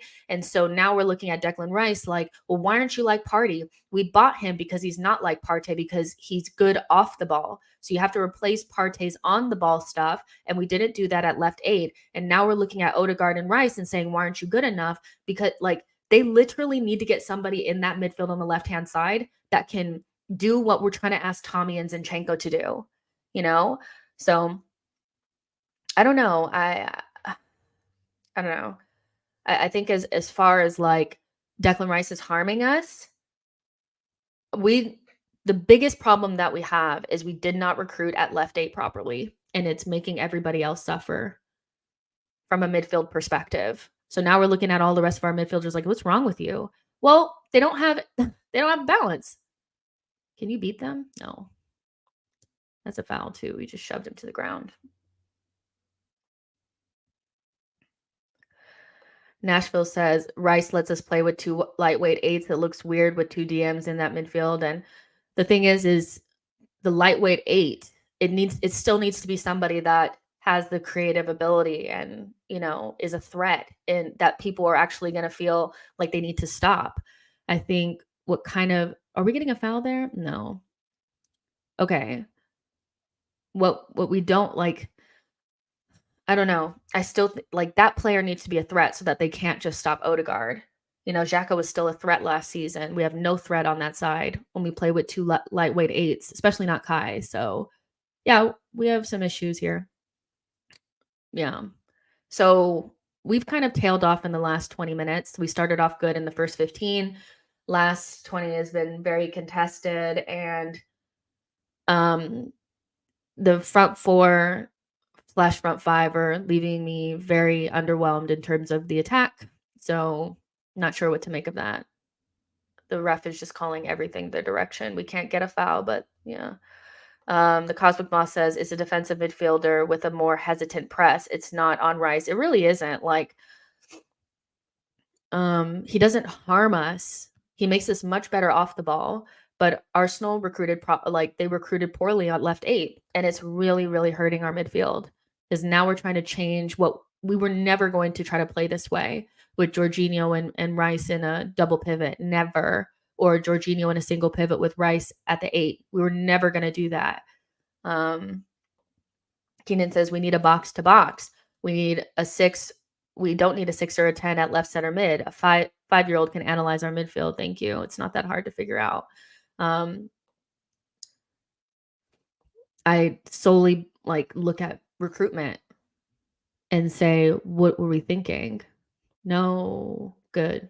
I like that Tommy went safe there because somebody was pointing for him to go back at Raya. And, what if Tommy left it short? I think Tommy did the right thing and went long there with his header.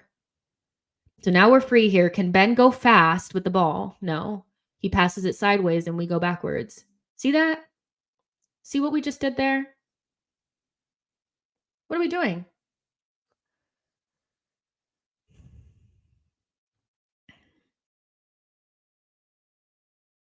I don't know what's happened with Saka and Ben White's connection, but it's not quite there. It's not quite there this season.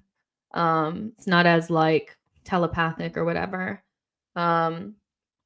Good Tommy. Good Tommy. The only player really playing well is Tommy. That's it. Everybody play like Tommy. Jesus, just letting the guy dribble away from you.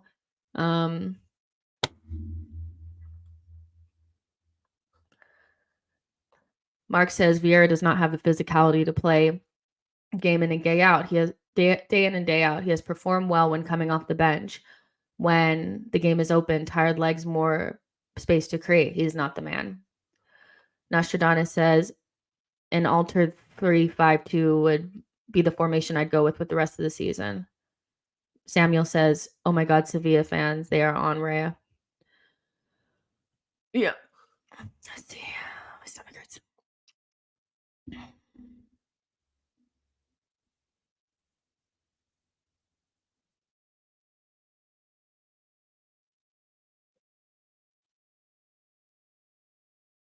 Cool. Yeah. I haven't loved this half at all. I'll be really honest. I just don't think we look right. We don't look dangerous. We don't look threatening. We had 1 or 2 moments early on in the game. Tomiyasu has been our best attacker. That tells you all you need to know. And once again, our left back is our best midfielder. So we really have to figure out a way to be more vertical, pass faster, have dangerous situations in the box. We've just lost all of that. Maybe it's not right to compare them to last season, but I mean, even if you take last season out of the way, you can look at Arsenal and say, you know what? They're not really creating anything. They haven't really put Sevilla under any sort of pressure, you know? Jorginho, pass it forward. And then Odegaard didn't get the ball. Maybe that's why we don't pass forward. Fuck's sake. That almost went in. Fuck. It didn't really almost go in. It was wide. But Jorginho passed it to Odegaard, and Odegaard was behind his guy. Maybe that's why they don't pass it forward, because they're afraid to lose the ball. And we're the type of team that if we give away the ball like that, you're getting a shot on goal. We cannot stop this transition. Tommy, good pressure. Good pressure. That's a really dangerous opportunity off of the back of us just losing the ball. That kind of reminded me of the Chelsea goal, or the Chelsea chance that came for Mudryk. It all came of us not winning the ball or not keeping the ball. I mean, I guess other teams get to be good too. Sevilla's not a joke, but there's no separation between the two of us. We don't look much better than they do. And we should still look better than them. We should look like we have the better, at least, individuals. Come on. He called halftime. Or he called a foul? You see how many fouls that they get? I told you we were going to get a home cooking.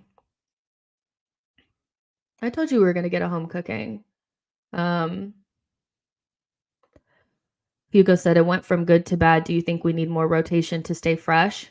No, I don't know. I don't know if it's about freshness. I don't think we have the right midfield, and our midfield has no ability to control a match or create consistent pressure on the opposition.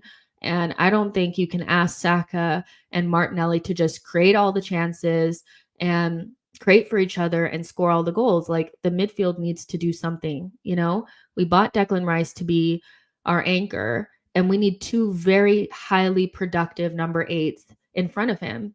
And right now we're playing with two defensive midfielders. Declan, or not Declan. Oh, Ben, that's so bad.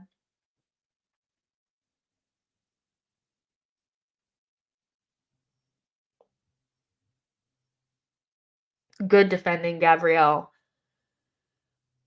For the love that's all that's holy. Get You have to score. Yeah.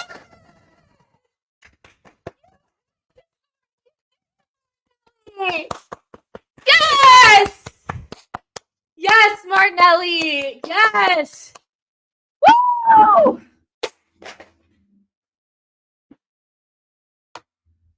Oh my gosh. You guys, that was so crazy. That whole thing was so crazy. Seriously, the whole thing, I'm like breathless from it, because like I went from, oh my gosh, they're gonna score, to Jesus, could you please just do something decent? And when he passed it and I didn't see the goalkeeper, I just wanted to die. I was like, he's going to do it. Gabriel Martinelli's first goal in the Champions League. Yes, yes, yes, yes, yes. Take that. Take that. Now get into halftime. Take that. Get into halftime. Get into halftime. I know it's only 15 seconds, but I don't trust all. I don't trust everybody. I don't trust it. I don't trust y'all. I don't. Good. We're at halftime. We got the goal. We got the goal that we needed, at least to open up the scoring. So this is what I'll say about the first half before I go and get myself together. But you guys, literally, like, that was like, I don't know. The first half, the first 15 minutes, we looked really good, and then we looked devoid of ideas or quality, kind of like in the middle, the middle section. I think that we have a big midfield problem. That's all. I just think the midfield, until we solve it, until we get the right balance, we're going to watch games where we have to go down the sideline. Our left back is our best midfielder, our best attacker, and we're just going to be looking at it all puzzling. And we don't really have like, the ability to create like chances at volume. It's just the midfield. But when you're in situations where you're not really playing very well, you have to figure out ways to score goals. And we did it on the counterattack. Martinelli, he had one that he probably should have scored, but the second chance, he didn't miss it. And he was clinical. Jesus, it was the same combination, Jesus to Martinelli for both chances. Martinelli puts the second one away. And so when you're having a difficult away performance at a difficult ground, you just have to figure out a way to get the goal. And so hopefully this gives us a little bit of like, we can put our shoulders down and just kind of like try to attack a little bit more, get the second goal and get out. Sevilla will now try to put more pressure on us, so that'll open up more space at the back. But that is the breakaway speed that we just have not had over the last couple of games. Like, we just haven't had it because Martinelli wasn't available. So I'm happy to see the Jesus and Martinelli connection come back. I'm concerned about our right-hand side, but I can't really worry about that right now. I just think until we figure out the midfield, we will not dominate games the way that we should. So it is what it is. Tommy's having an amazing game. He was the right call on today. And everybody else, like Saliba and Gabrielle, I think have been good. I still haven't seen enough from Odegaard. I'll be really honest with you guys. And I think Raya still had some shaky moments. So we'll see how we play in the second half. But I'm loving Tommy right now. I really am. So yeah, let's see what you guys are saying. Samuel says, Zinni got a problem to worry about. Tommy is on point. That's what we want. I think you want Zinchenko for the games where we're going to be trying to unlock deep blocks. Like, I don't think there's anybody better for us in that position when we're trying to create overloads in midfield and trying to figure out how to get through teams that are just not going to play football against us. But away games in Europe and big games against the Big Six, it has to be Tomiyasu. Not only is he in form, but he just gives us the ability to shut the back door. And there's just no way that you can play against the better teams with Zinchenko and Jorginho in midfield. There's just no way. So I'm glad that we found something now that Timber is injured, because Timber was supposed to meant to be the answer. Now Tomiyasu is stepping up, and we need more players like Tommy and Trossard, to step up. Still waiting on, Vieira and Kivior to be trusted. But so far, so good with Tommy. And I just, hopefully this will allow us to kind of relax a little bit. They'll try to push a little bit more, and then we'll be able to get them on the counter.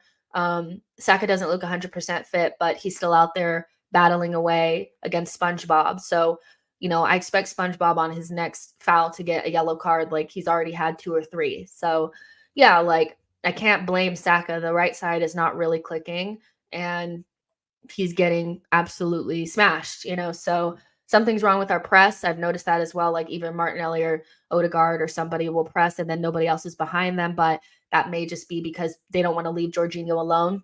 So we need to figure out whether we're going to press or not. Nostradamus says Tomiyasu is bossing the pitch. Something clicked with him in the dressing room after Stamford Bridge. I think he's been playing well for a while, if I'm honest with you. I think he almost every cameo that he's had, he's been really good. And the only game that he hasn't looked good in was the game where he played on the right-hand side against Lens. So I actually think Tommy's been bubbling for a while. And thank you, Arteta, for actually playing players when they're in form. You have to capitalize on it. And Zinchenko, he hasn't done anything in the last couple of games to say you cannot drop him. So fair play to Mikel Arteta getting that right. Shake says, honestly, I don't mind Tommy for Ben White when he needs a rest at times this season. He seems much fitter. I don't like Tommy on the right, but Tommy on the left is definitely a really good option. Dat Official says 2 Gabbies world class. Mark Neighbor says Tommy is Mr. Reliable and dependent. Can always count on him. Love his attitude and a real team player. I agree. Amon says Odegaard needs to come deeper and stop waiting for the ball to come to him. Do you think so? I mean, the thing that I feel about Odegaard is, like, yeah, he's not playing well, but the midfield is so disjointed. I don't know how anybody can look at it and say, you know what, it's just Odegaard like really messing up in there. That midfield is not working. So they don't have any connection. They don't have any, they don't have anything. Like, there's nothing. Jorginho and Rice act like they've never seen each other before. Odegaard and Jorginho, it's like they've never played together before. There's no connection between the 3 of them. So I would like to see like a settled midfield and let's see how it goes. But I do think Odegaard needs to step up. I think he's going through a difficult time. I would not play him against Sheffield. I've already said that before. But yeah, the midfield is a big concern to me. We have not recruited properly in that position at left center mid, and it's very much so like a big problem. I feel like people are saying like Odegaard just needs to step up without really looking at the midfield and saying, okay, well, what does step up mean? What do you expect him to be doing when Jorginho and Declan Rice are not even able to connect between each other? What do you want him to go deep and collect the ball off of Raya and dribble through the midfield and do it himself? What do you expect Odegaard to do? Saying I just need him to step up is just, the midfield is so bad right now. They don't connect, and really we win despite the midfield right now. It's not good. It's not good. Nostradamus says, imagine we kept Xhaka and sold Jorginho. We'd be not even sold Jorginho, just kept Xhaka, or just got a left center mid. Just got a left center mid. If we had just gotten a left center mid that had the creativity, because the problem that you have now with Odegaard is he's our only creative outlet, and he's not playing in the 10 role. He's playing in the 8 role. So he has so many other things he has to do. And the foundation that we have is not a double pivot. He can't just exist within the pockets like a normal number 10.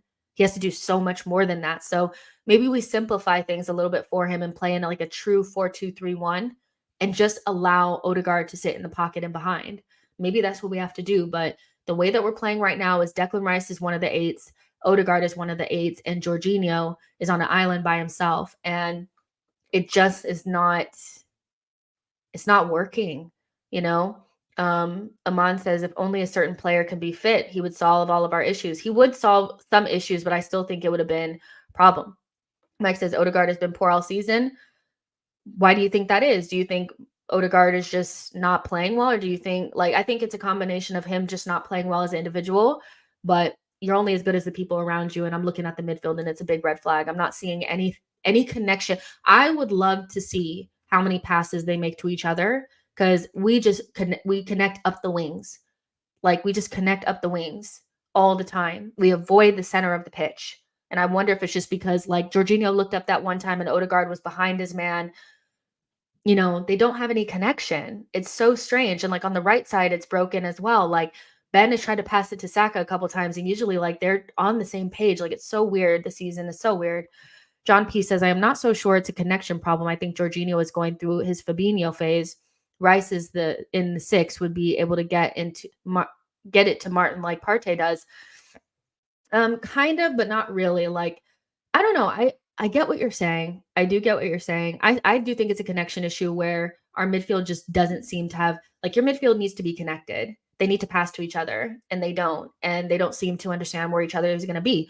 Partey, Xhaka, and Odegaard knew where each other was going to be all the time. So they could pass it almost like blindly, and they knew somebody was going to be there. Now, like, you can't pass blindly. Jorginho tried to pass it, punch it into Odegaard, and Odegaard's doing something completely different. So, yeah.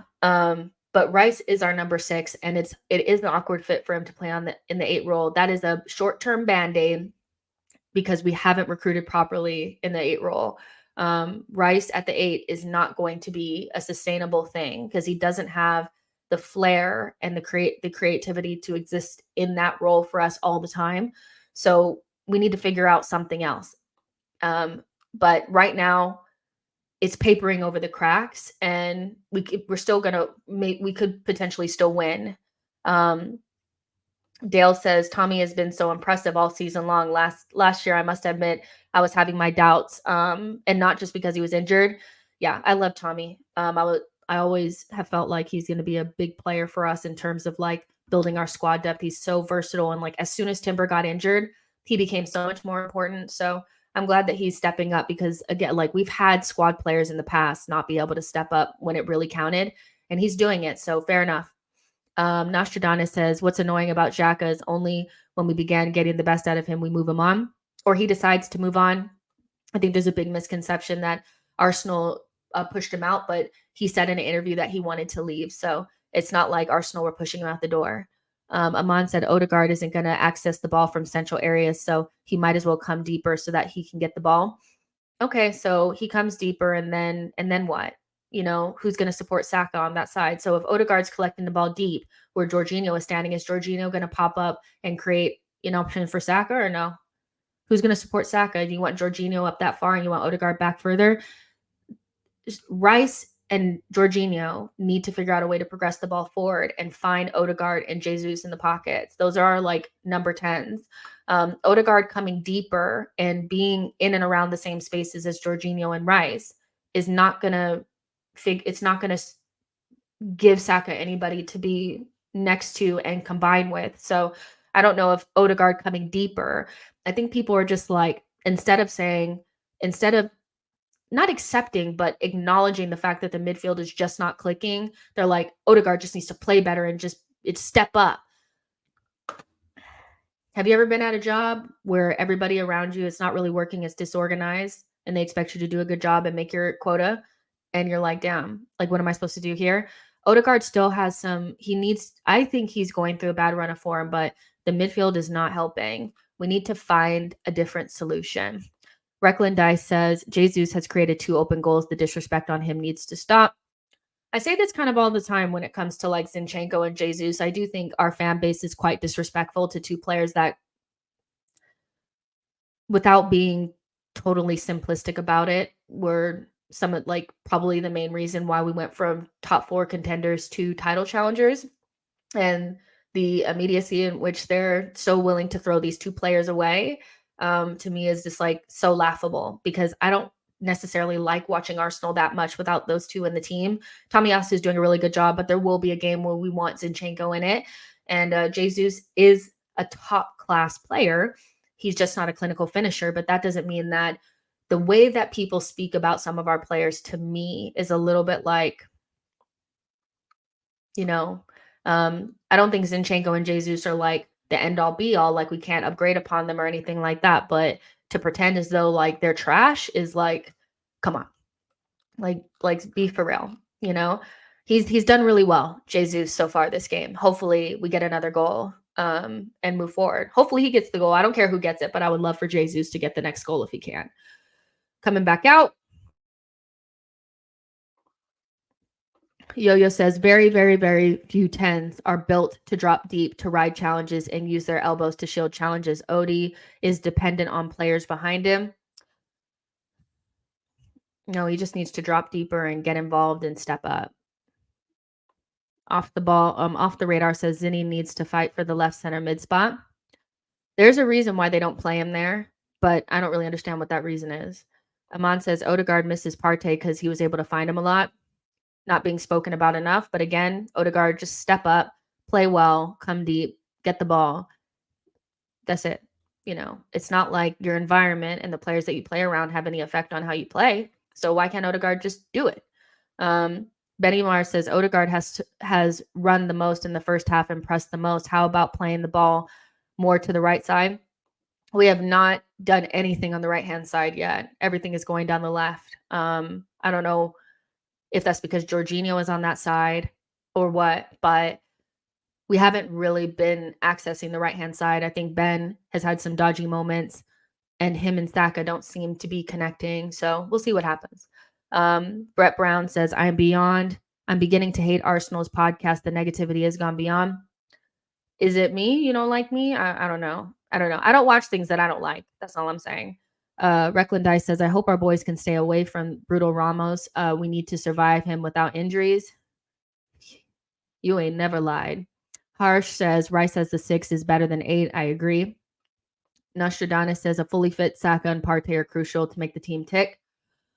Well, hopefully Partey can gain some level of fitness from now until, January, because we really need him to be play a lot of games until he goes to AFCON. So he needs to be fit.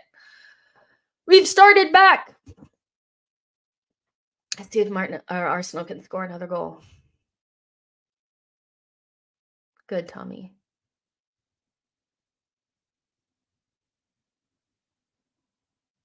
Good, Gabriel.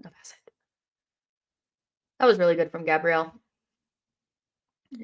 He just kind of goes about his business, which I love.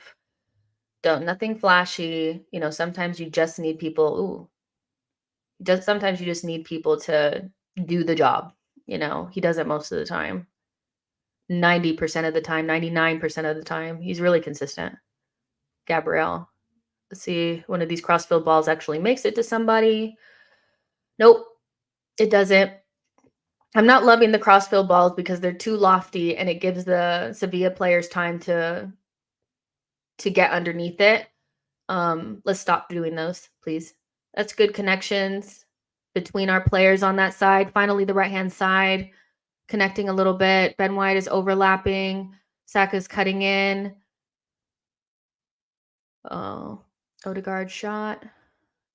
We looked like Arsenal right then. That little play right there, that looked like us. So I like that. The little passes look good. Shoot.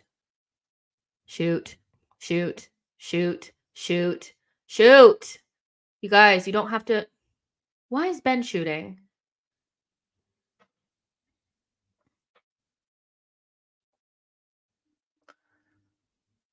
When I was saying shoot, it was because Martinelli was in the position, Declan was in the position. I don't want Ben shooting from there, but okay, whatever. Samuel says, opinion, Jesus subbing for Latros on 65 minutes, meaning Trossard. Brett Brown says, not at all you. It's been 15 years of complaining like they can't stop. Go! God, you have to finish. Get the second goal. Why didn't he finish? It's on your left foot, buddy. when they make mistakes like this, you have to finish that. No, I mean it's a difficult finish, but like Odegaard has the quality to finish that, you know? Like when they make mistakes, we have to punish them, you know what I mean? But in terms of what let's see, what's your name? I think his name Brett. Brett Brown is saying about 15 years of complaining. I think just in general, like um because when you haven't won, maybe oh, let's see what's going on here. I'm worried. Hold on. I want to talk about this, but I need to see what's going to happen here. Oh, I feel sick. Come on, you guys, get this out. Good, that shit. Okay. So there was no deflection. Stop lying. There was no deflection on that. I don't think there was any deflection on that. No, they think it's a deflection on that. I'm not happy. Um, so basically, you know what? Let's see what they do on the corner first. I want to talk about this, but like I need to see. I need to see what's gonna happen. I'm so scared. So scared. Good. Okay.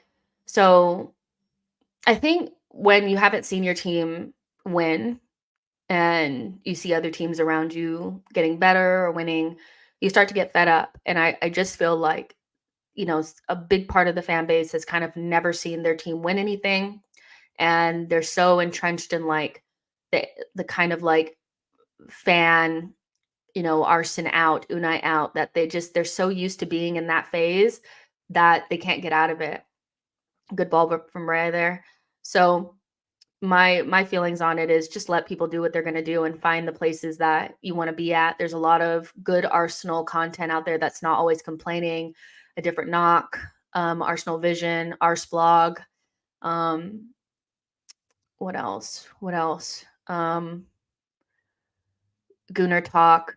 There's a lot of different, you know, channels that you can watch that don't necessarily consistently complain about things like 99% of the time. So pick your tribe, pick your place. Um, you know, but there's tons of Arsenal shows that I personally watch that just call it like it is and don't spend all their time crying about it, you know. Um, but I hear you. Cosmic Moss says it's been 15 years of underachieving for such a big club. That's always going to breed like discontent. Odegaard bad pass there, but that's always going to breed discontent, you know. So I don't expect people to be always like super happy at what they're seeing, because we, all in all, even though we've built a good side, we haven't really won anything with this side yet. So they're always going to be everybody. There's going to be a level of disappointment underlying all the time. And some people just choose to believe that it's all a farce and it's not going to lead anywhere, you know? So I can't really blame people for that. You know, I don't want to tell people how to be a fan, you know what I mean? But just find the content that, you know, you want to listen to. Can you not kick Tommy? Are you okay? How about you don't kick my Tommy? How about that? Go on, Tommy. Keep having a good game. How about you don't kick Tommy? How about that? Luca Bacchio, I think your name is. Just threw him to the ground. Rude. Let's see. Mark Neighbor says you can compare a lot of things we find in the UK. People celebrating college football in the US are over the top. Our college football barely gets 10 men and dog. That's another foul. See, they're just allowed to push us over, let alone 100,000. It's different mentality. Dale says, how much is a lapse? Is the lapse with Jessica's simple solution? Pause for a few seconds, then hit play. You mean the game? You mean? I don't know how far behind I am. My thing is saying 51, 52, 50, like, I don't know. I'm on the 52-minute, 5 second, 6 second, 7 second, 8 second, 9 second, 10 second. That's where I am. So I don't know if that helps or not.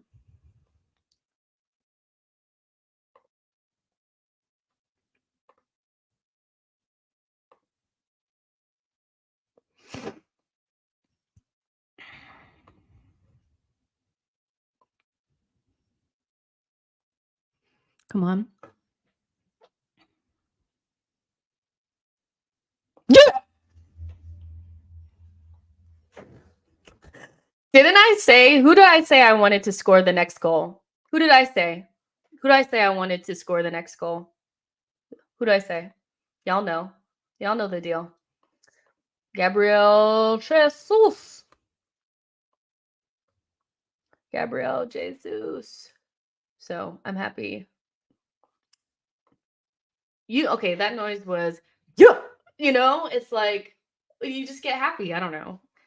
I'm really happy about that. I know it's like, does she look happy? I'm so happy. You guys know I love Jesus. So and what a goal. Like, not what a, like, I mean, it is what a goal. I'm trying to see if I can make this look better. I don't care. Pay attention. But Rice cuts in, and then Gabriel Jesus. This is individual brilliance. It's just individual brilliance, isn't it? He cuts in and he finds the angle and he just hits it in the top bins. That's just individual brilliance. And like, sometimes that's what you need. Like, you just need a player to say, you know what? I'm so over this. I'm just going to do it myself. And so I love Jesus for that. And this is why I say, like, people that talk about like Jesus and Zinchenko really bad don't know football. Or I'm not going to say they don't know football, but they don't really understand how much they've improved us in terms of like individual quality and technical ability. So yeah, that's like a super finish, individual quality from Jesus. Very happy for him there. He has 3 goals so far in the Champions League, which is really good. Off the radar says, what a goal. Reckland says, and PSV scores against Lens, which is, we need that. I think we need PSV. We need to win, and then PSV need to win to keep Lens from having 2 wins. Because PSV have already drawn and lost. So yeah, things are going smooth, but we just kind of need to maybe not even get the 3rd goal, but just don't concede anything. Maybe get the 3rd goal and put it completely out of their range. Good, Saka. Hey, ref, are you ref? Oh my god, ref. See, they can just do whatever to Saka. See, you guys are gonna make me cuss.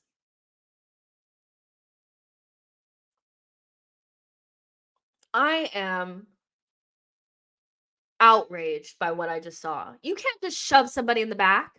He gets nowhere near the ball. Fuck you.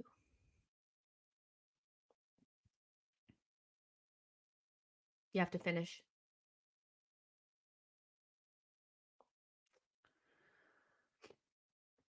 I'll tell you what.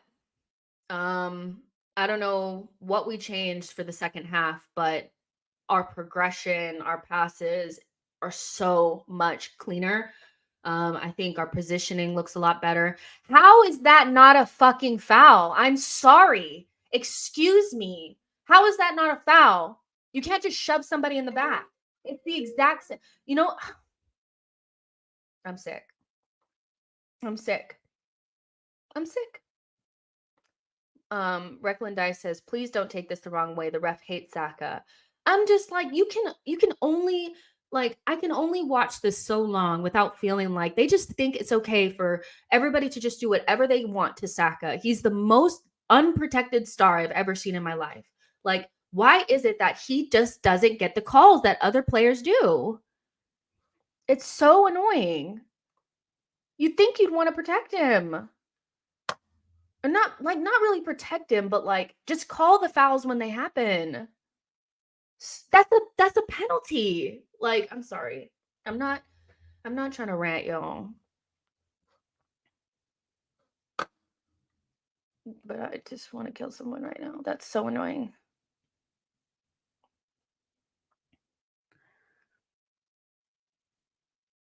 You know what? Not right now, but if Saka took matters into his own hands, I don't think I'd ever be mad at him for that. You guys know what I mean by take matters into your own hands, okay? I don't know if I would be so mad about that. Clown. I don't think I'd be mad. I don't.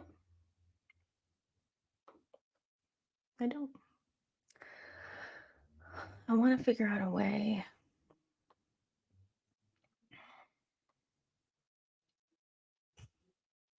So annoying.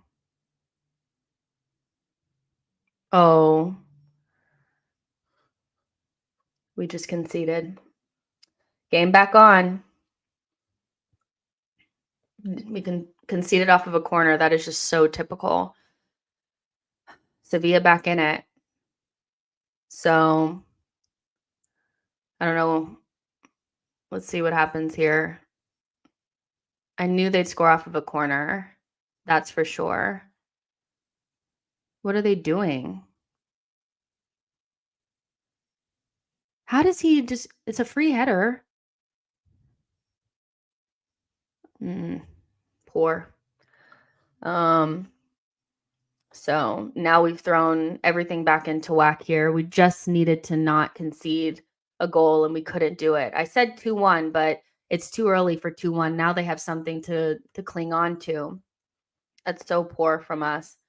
Now we've just gone in. We haven't thrown the game away, but we've thrown it into balance. So at some point, we just have to not push ourselves in the... Not kill ourselves off. We need to get another goal now. Come on now.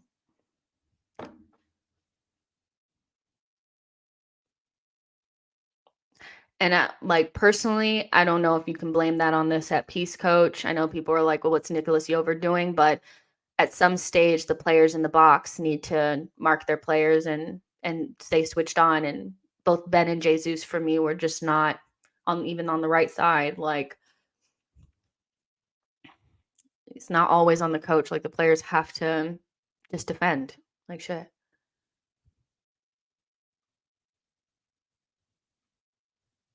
Is he okay? So we have to just not panic and score another goal. That's so disappointing. Samuel says, this is what I said.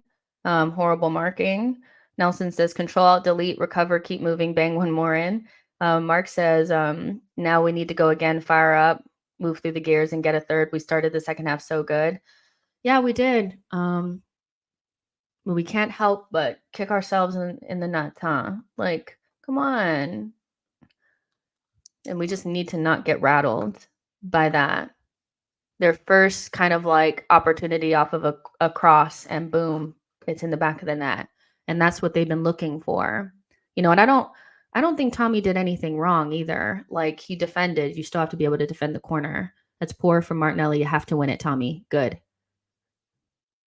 Just win it. Relax. Calm them down because they scored a goal and now they're up for it. Relax. I'm so disappointed that we gave away that goal. Pissed. Go Saka. That's his third foul. He needs a card. That's his third foul. He needs a card. That's his third foul. Why is he not getting a card? SpongeBob. See? Why is he... What? You threw him down. Is he serious? Come on. This is what I'm saying. So disappointed in that. I'm going to put this down actually because I don't want to see the score before it happens. Sorry. It's just not something that I want to do. We're going to have none of that.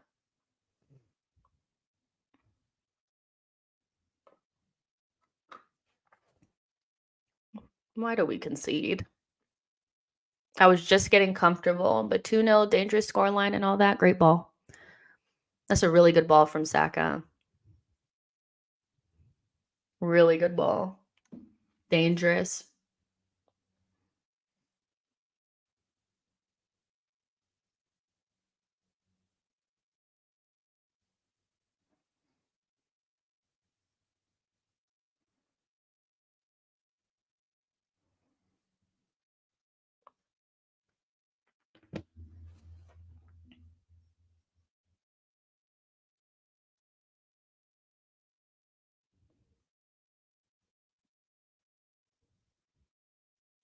What's going on? Good. It's really good from Gabrielle to stop them from just with no pressure. Slow them down. I really wish we hadn't conceded. I'm so disappointed.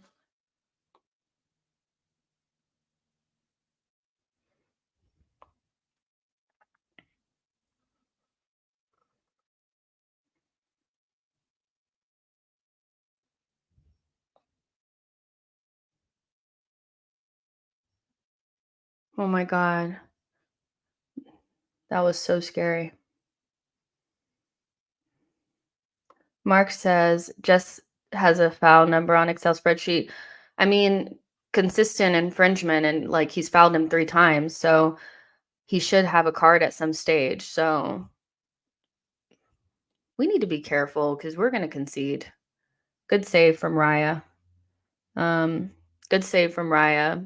Again, we always talk about how poor he is and all that kind of stuff, but he did save that. So, and knocked it across because that's going in. That's going in the back of the net. Alistair says, good save. See, now the game is all disrupted because good. It's all disrupted because we gave up that goal. Mark says they had one good chance on target and scored from it. I'm annoyed by that. Focus and concentrate. Yeah. T. Wilder says he's the same shape as the card. Yeah, he is. SpongeBob.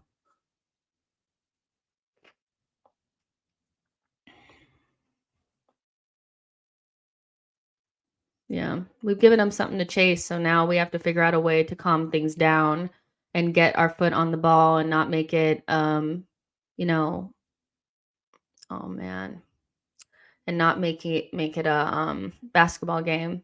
So far, not so good. And you know what? I want to say something, but I want to see how this pans out first. Another cross. This is what they're living for now. Is crosses and second balls. So you guys, if you don't get them out, they're going to score. They're trying to do bicycle kicks on you. Like Arsenal really need to put their foot on the ball. And the problem that we have, and I hate to say it, is that we were doing really well in the first couple of minutes of this half, but you have to win the duels. Just get it out. Yeah, you have to win your duels. And Odegaard just lost a duel there. Jesus just lost a duel there, and all they're doing is getting it into the box. You guys, they're trying to Rhea. Oh God, that scared me. There's 2 guys in a row that have tried to bicycle kick on us. They're trying to disrespect us. They are behind. They're not even ahead, and they're trying to bicycle kick against us. That's 2. So all they're doing is kicking into the box, winning the first ball. Ben doesn't win it. Then the second ball. So and trying to kick it in the back of the net. What we need somebody. I hate to say it, but like we're gonna like, but there's not even anything we could do because somebody is not available. We can't even get more aggressive in midfield, you know, because who are we going to bring on to make ourselves more aggressive in midfield? We can't. So, because there's no Thomas Partey. So you're going to have to see out this game with this midfield. And right now, they're not winning anything. Jesus just won the first ball. He's trying to win the second ball. Jorginho kicks somebody in the fucking head and gets a yellow card. Did anybody just see that? Did anybody just see that? Jorginho, and okay, here, see, we're losing control of the game because we're starting to lose the battles. They're getting into midfield and just winning the ball, but we don't have any ball winners for our midfield. It's a joke, you know? I'm so disappointed now. There's nobody that we can bring on, you know? We need some people to come in there and win the duels in midfield and settle things down. Right now, they're just kicking it into the box, winning the second ball, winning the first ball, winning the second ball. Like it's very simple, but Arsenal don't have anybody winning the ball. And we like CE is saying subs needed, but who? Who? Who are you going to bring in? You know? Because again, everybody else that we have on the bench now is not trusted by the manager. So people are saying El Neni or Kivior. You know, we got to bring in somebody that's going to win some duels.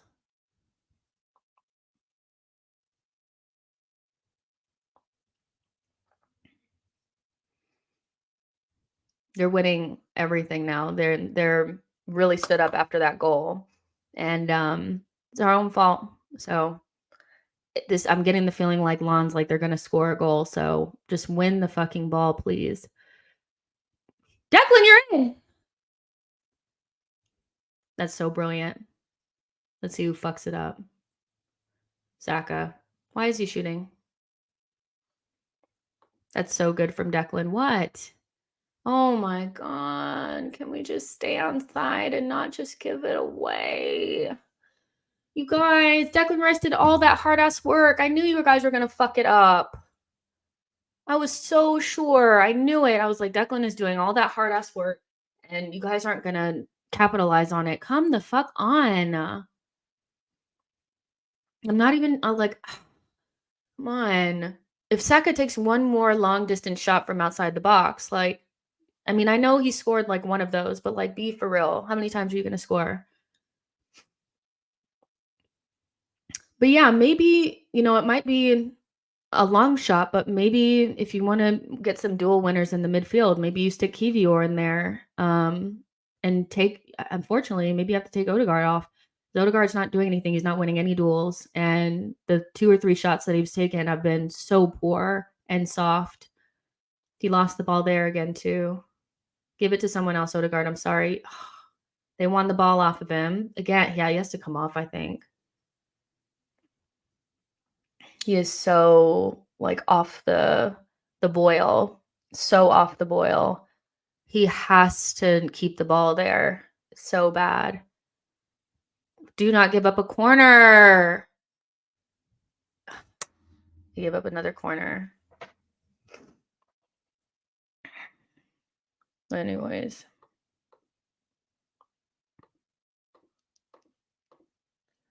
I really didn't like what I saw. Right then. It's just like Odegaard it shoves off the ball. He needs to sit out a couple of games, I think. He's not winning anything. He's not able to keep the ball.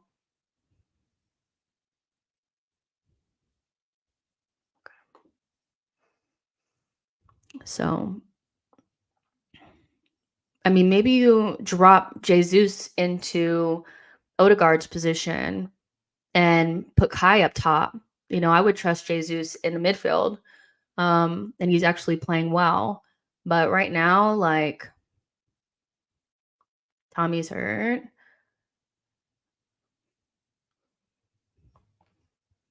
Get off him.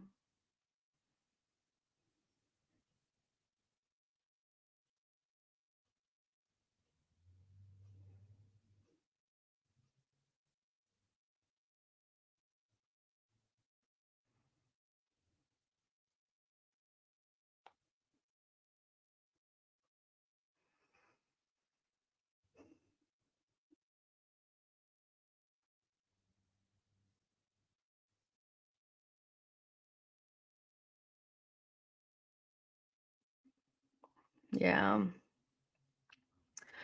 Yeah, unfortunately, not a good day out for Odegaard. Not at all. We need to take him out the line of fire. He's just getting bodied so often, and like we need to win some duels. Like I would stick Jesus back in midfield.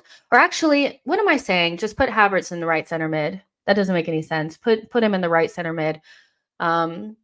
But he just needs to be in there winning the duels, keeping the ball, getting us up the pitch, because right now we're struggling so much, and we're just the panic off of conceding that goal is really bad.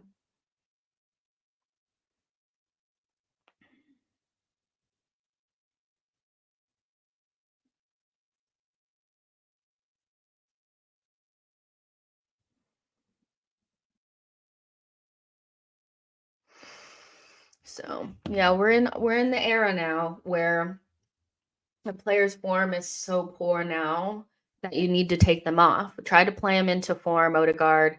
It's not working, so now you just need to take him out. And I'm okay with that because, sometimes players just need to come off. Save them. Save them from themselves,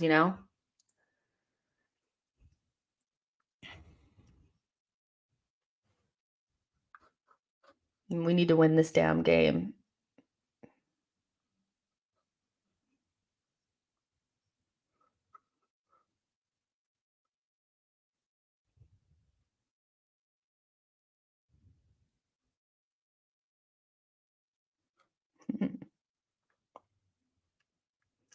Good, Raya. The only thing now for me is,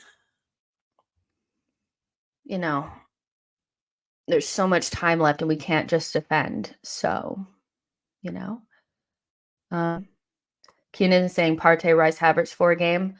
If Partey will ever play, at this stage, you guys, it's cool to talk about fake lineups with, Partey in them, but he needs to be fit for them. So right now it's just a dream.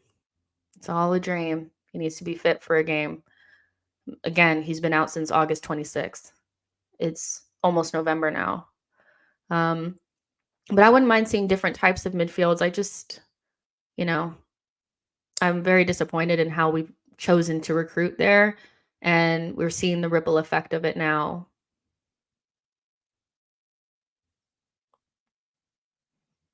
And it's a bad one. Got to win the ball. Havertz, you have to win the ball. You have to try to win it, sweetie. Come on. Oh, good. Get up.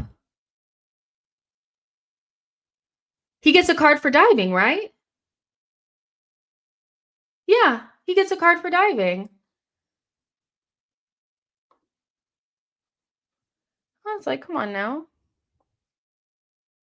Man tried to buy a penalty. Let's see. Alistair saying Raya's having a really good game. You won't hear about it though, because he made one mistake at the beginning. That was just like it. People were on him, but typically after he's made like a little blip in possession, he comes back. So, but it'll go unnoticed. We're just not getting any sort of I guess maybe we're not getting fouled. Maybe it's just because I'm watching us, but yeah.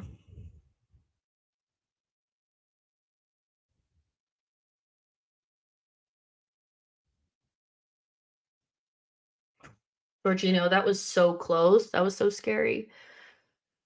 Come on, Kai.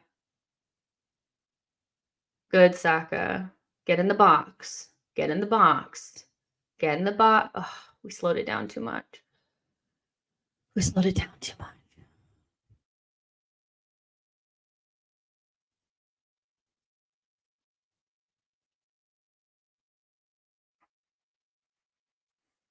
I don't know if somebody was supposed to be there, but I don't know. It went to the back post and everybody was standing somewhere in the box, stagnant. So the problem, okay.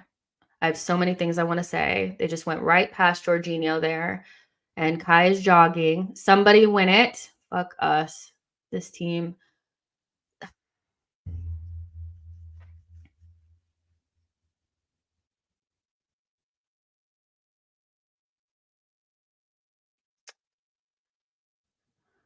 Okay. So the problem that we have is Kai doesn't understand the pressing triggers. So he's kind of running around like a chicken with his head cut off, but he's not really in the right spaces. So yeah, he's kind of just there, if that makes sense. So he has to figure it out quick because they went straight past Kai and straight past Jorginho. You see how big of a problem we have right now? See how big of a problem we have right now? If you take Odegaard off, then you have to trust somebody else in that position to do all the pressing. And you know, who do we have? And not only that, we just don't have a single option in midfield that can win duels, play box to box, and operate within midfield, like carry the ball. We don't have anybody like that. So we have such a problem. If Thomas Partey remains injured, we have a big, big problem.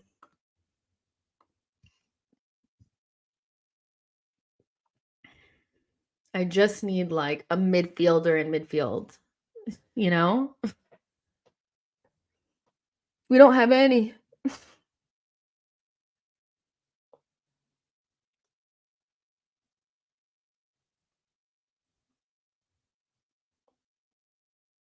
Good, Tommy.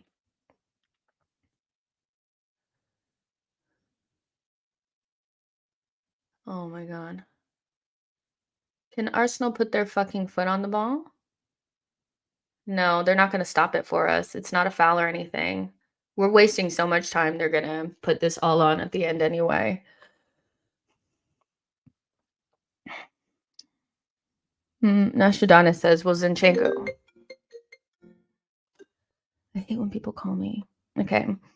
Alistair says, could do with Eddie to come on because he is a very good presser. Eddie's coming on now, so let's see what's going on with Jesus here. I wouldn't be surprised if my CE is saying it's a hamstring. Who knows? We're gonna get injuries a lot. Yeah. So, but yeah, Eddie looks like he's coming on. So, um, Mark says this don't look good to me with the injury. We're going to consistently have injuries because we're playing in so many competitions. Players are, not really getting decent recovery time. So we're just going to have to deal with it. But yeah, I feel bad for Jesus. He's definitely like doing the shaking of the head, like he knows that it's not good. So that's what you have a squad for.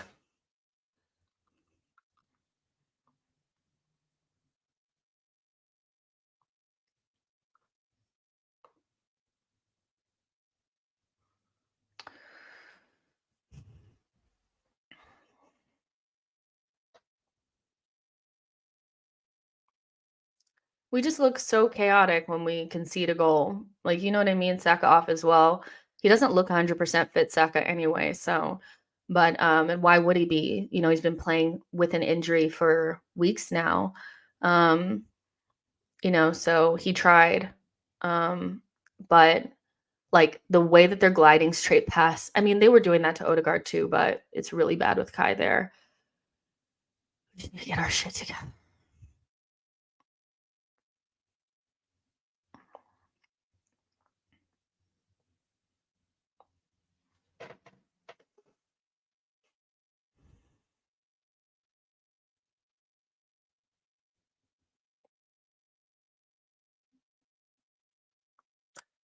Their game plan is solid though. I rate it.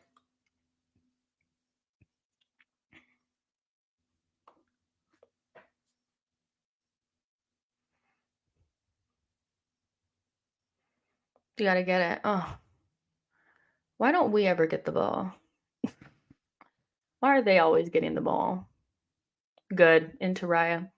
Why don't we ever get the ball? Like that was really good from Rice, and both players just kind of like ran past the ball.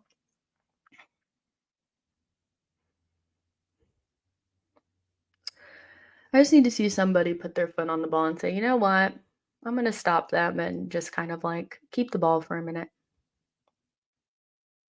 That's all. Put your foot on the ball and say, you know what? I'm just gonna keep it for a minute. Bopping around a little bit, around. Not try to be too vertical right now. That's all I want to see.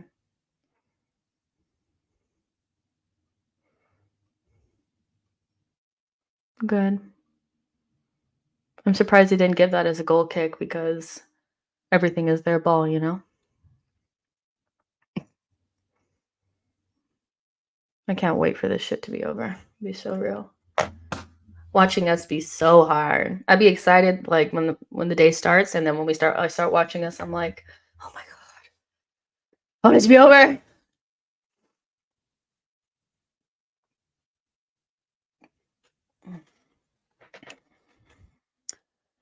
Don't forget, you guys, this link is going to take you straight to player ratings, so you don't have to go anywhere. Once I end this stream, player ratings will start immediately following that. Should be a goal. What are we doing? What was that?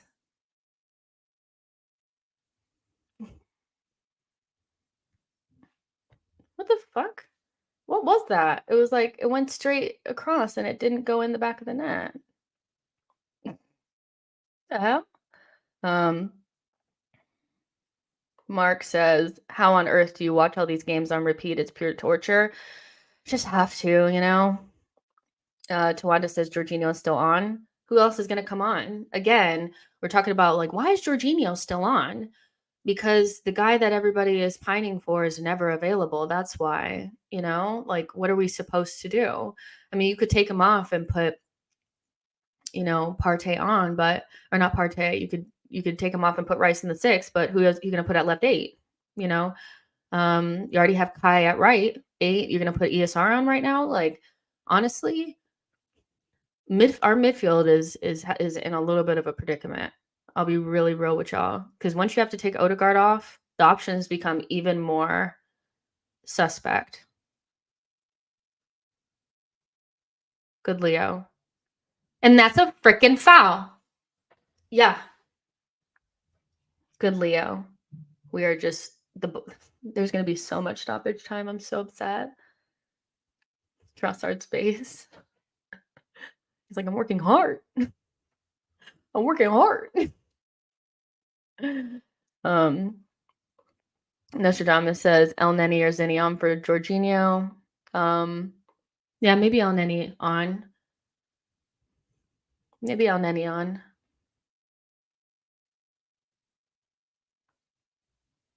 I wouldn't put Zinchenko on. He's not winning no duels. So.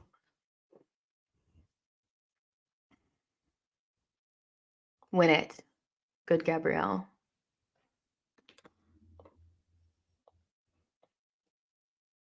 Let's see. Zitch says, has there been a yellow? Yeah, we got a yellow. I know Jorginho got one. Eddie stays Fallon. Like, this is what I say when people are like, oh, he's a good presser. I'm like, no, he runs around and fouls mostly. Like, he's not really that good of a presser, but he will foul you. I'll tell you that. I think he has like, he's like the player with the most fouls per minute or something like that, or per 90. So that's crazy to do without like loads of minutes and not being a defender and not winning the ball.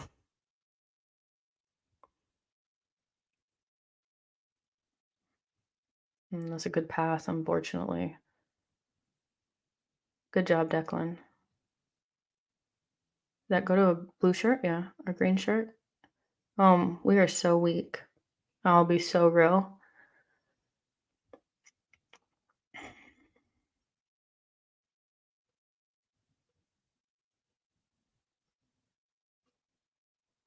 Good, we didn't give up a corner, thank God. They're doing throw-ins fast. I said that in the first half.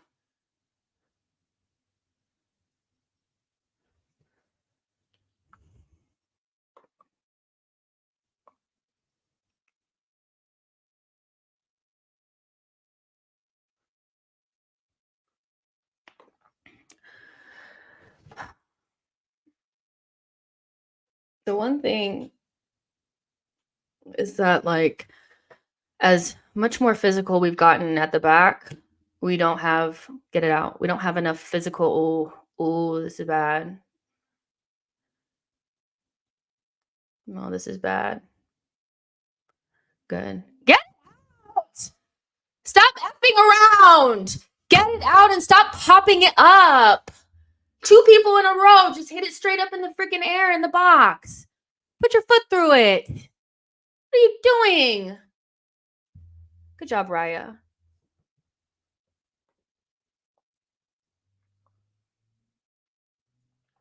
F's sake.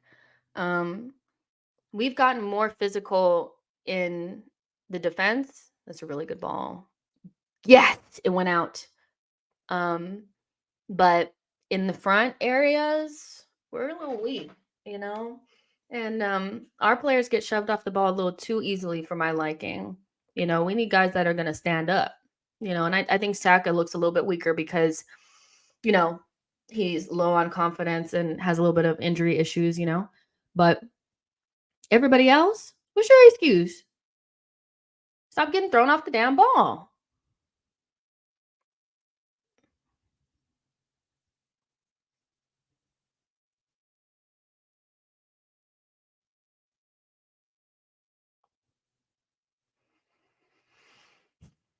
I just can't. Jorginho just almost killed me right then. Why is he passing it back like that? It's like I'm trying to lose the game. Can you not?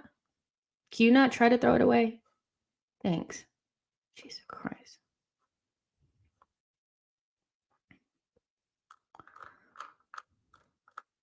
Guys, when today is over, you might not see me for a week. I'm so stressed.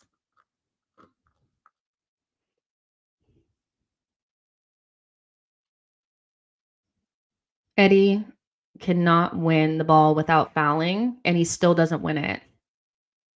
Nonsense. That's so poor. Good, Trusty. Oh. Come on, Trussar. Don't foul. That's what they want. Don't foul. Good, Tommy. Good. Chase him. Good.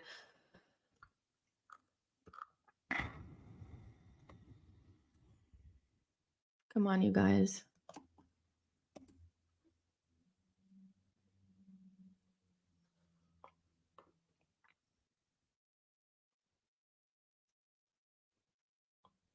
Good, Tommy.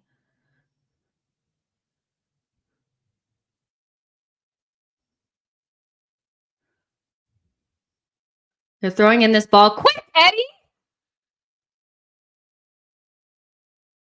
For someone who just came in as a sub, man, if I speak,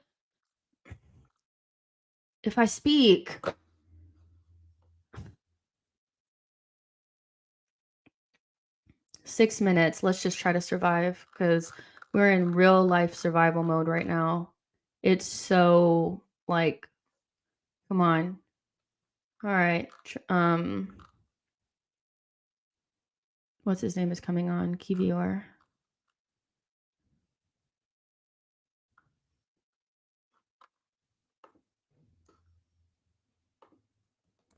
If you guys are like, what are you doing? Like I always tell you guys, I have to start setting up the player ratings. So you guys will see me looking down, but I'm paying attention, I promise.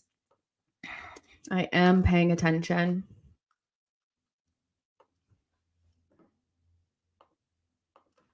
No, but for real though, if I say what I really feel right now about some of the sub performances I just seen, ciao. It'll take me off the internet. I'm sorry, you have to give so much more. You have to give so much more.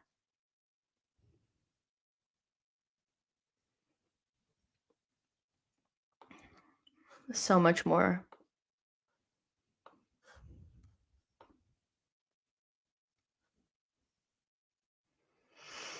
Key viewers on now.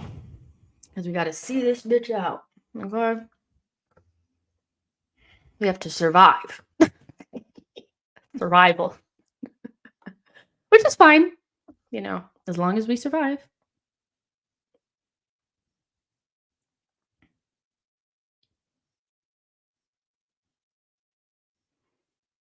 Good job, Trossie.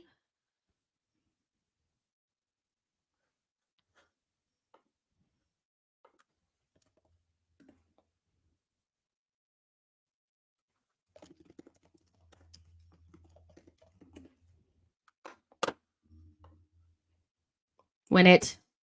Foul, ref! The ref is so bad. That's a foul. He just refuses to do the right thing just once. Freaking loser. What a loser.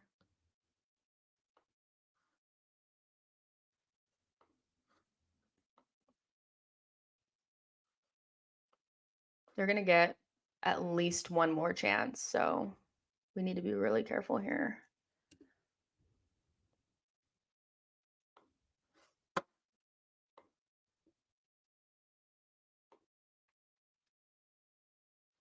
Yeah, at least one more chance.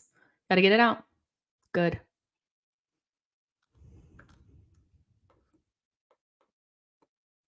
Come on, you guys. I'm scared.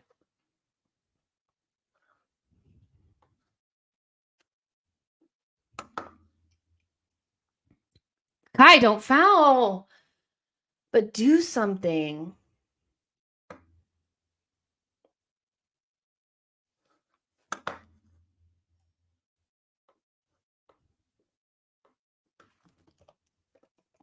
Yeah, they're going to get at least one more chance. Goal.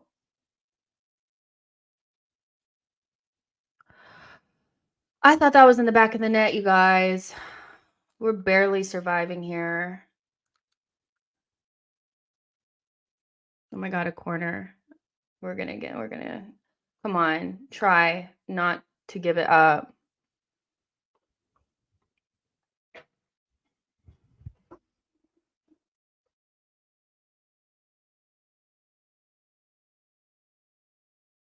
Good. Run, Eddie. Do something. Do something. Get it. Run to the corner, Eddie. Eddie. Oh my.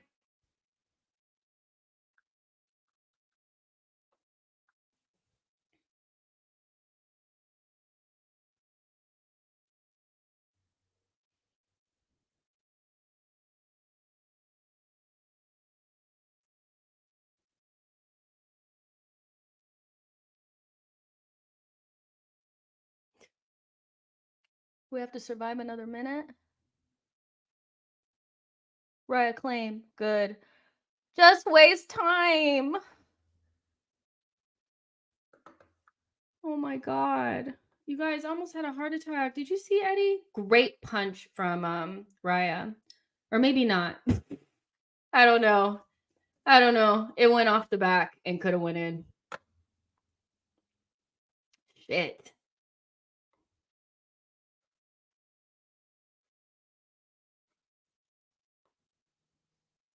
Can we get the ball or is it impossible?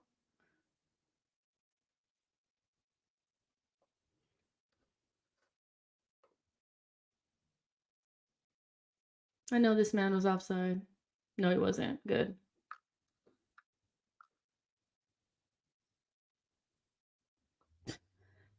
The ref is so dense. Should be over.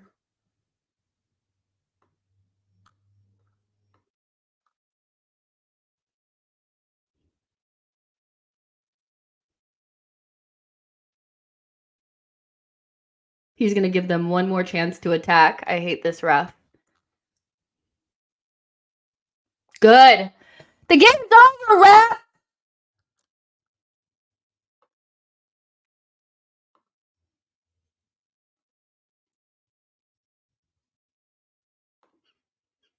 Ref, the game's over. Good. Did he call it? Good.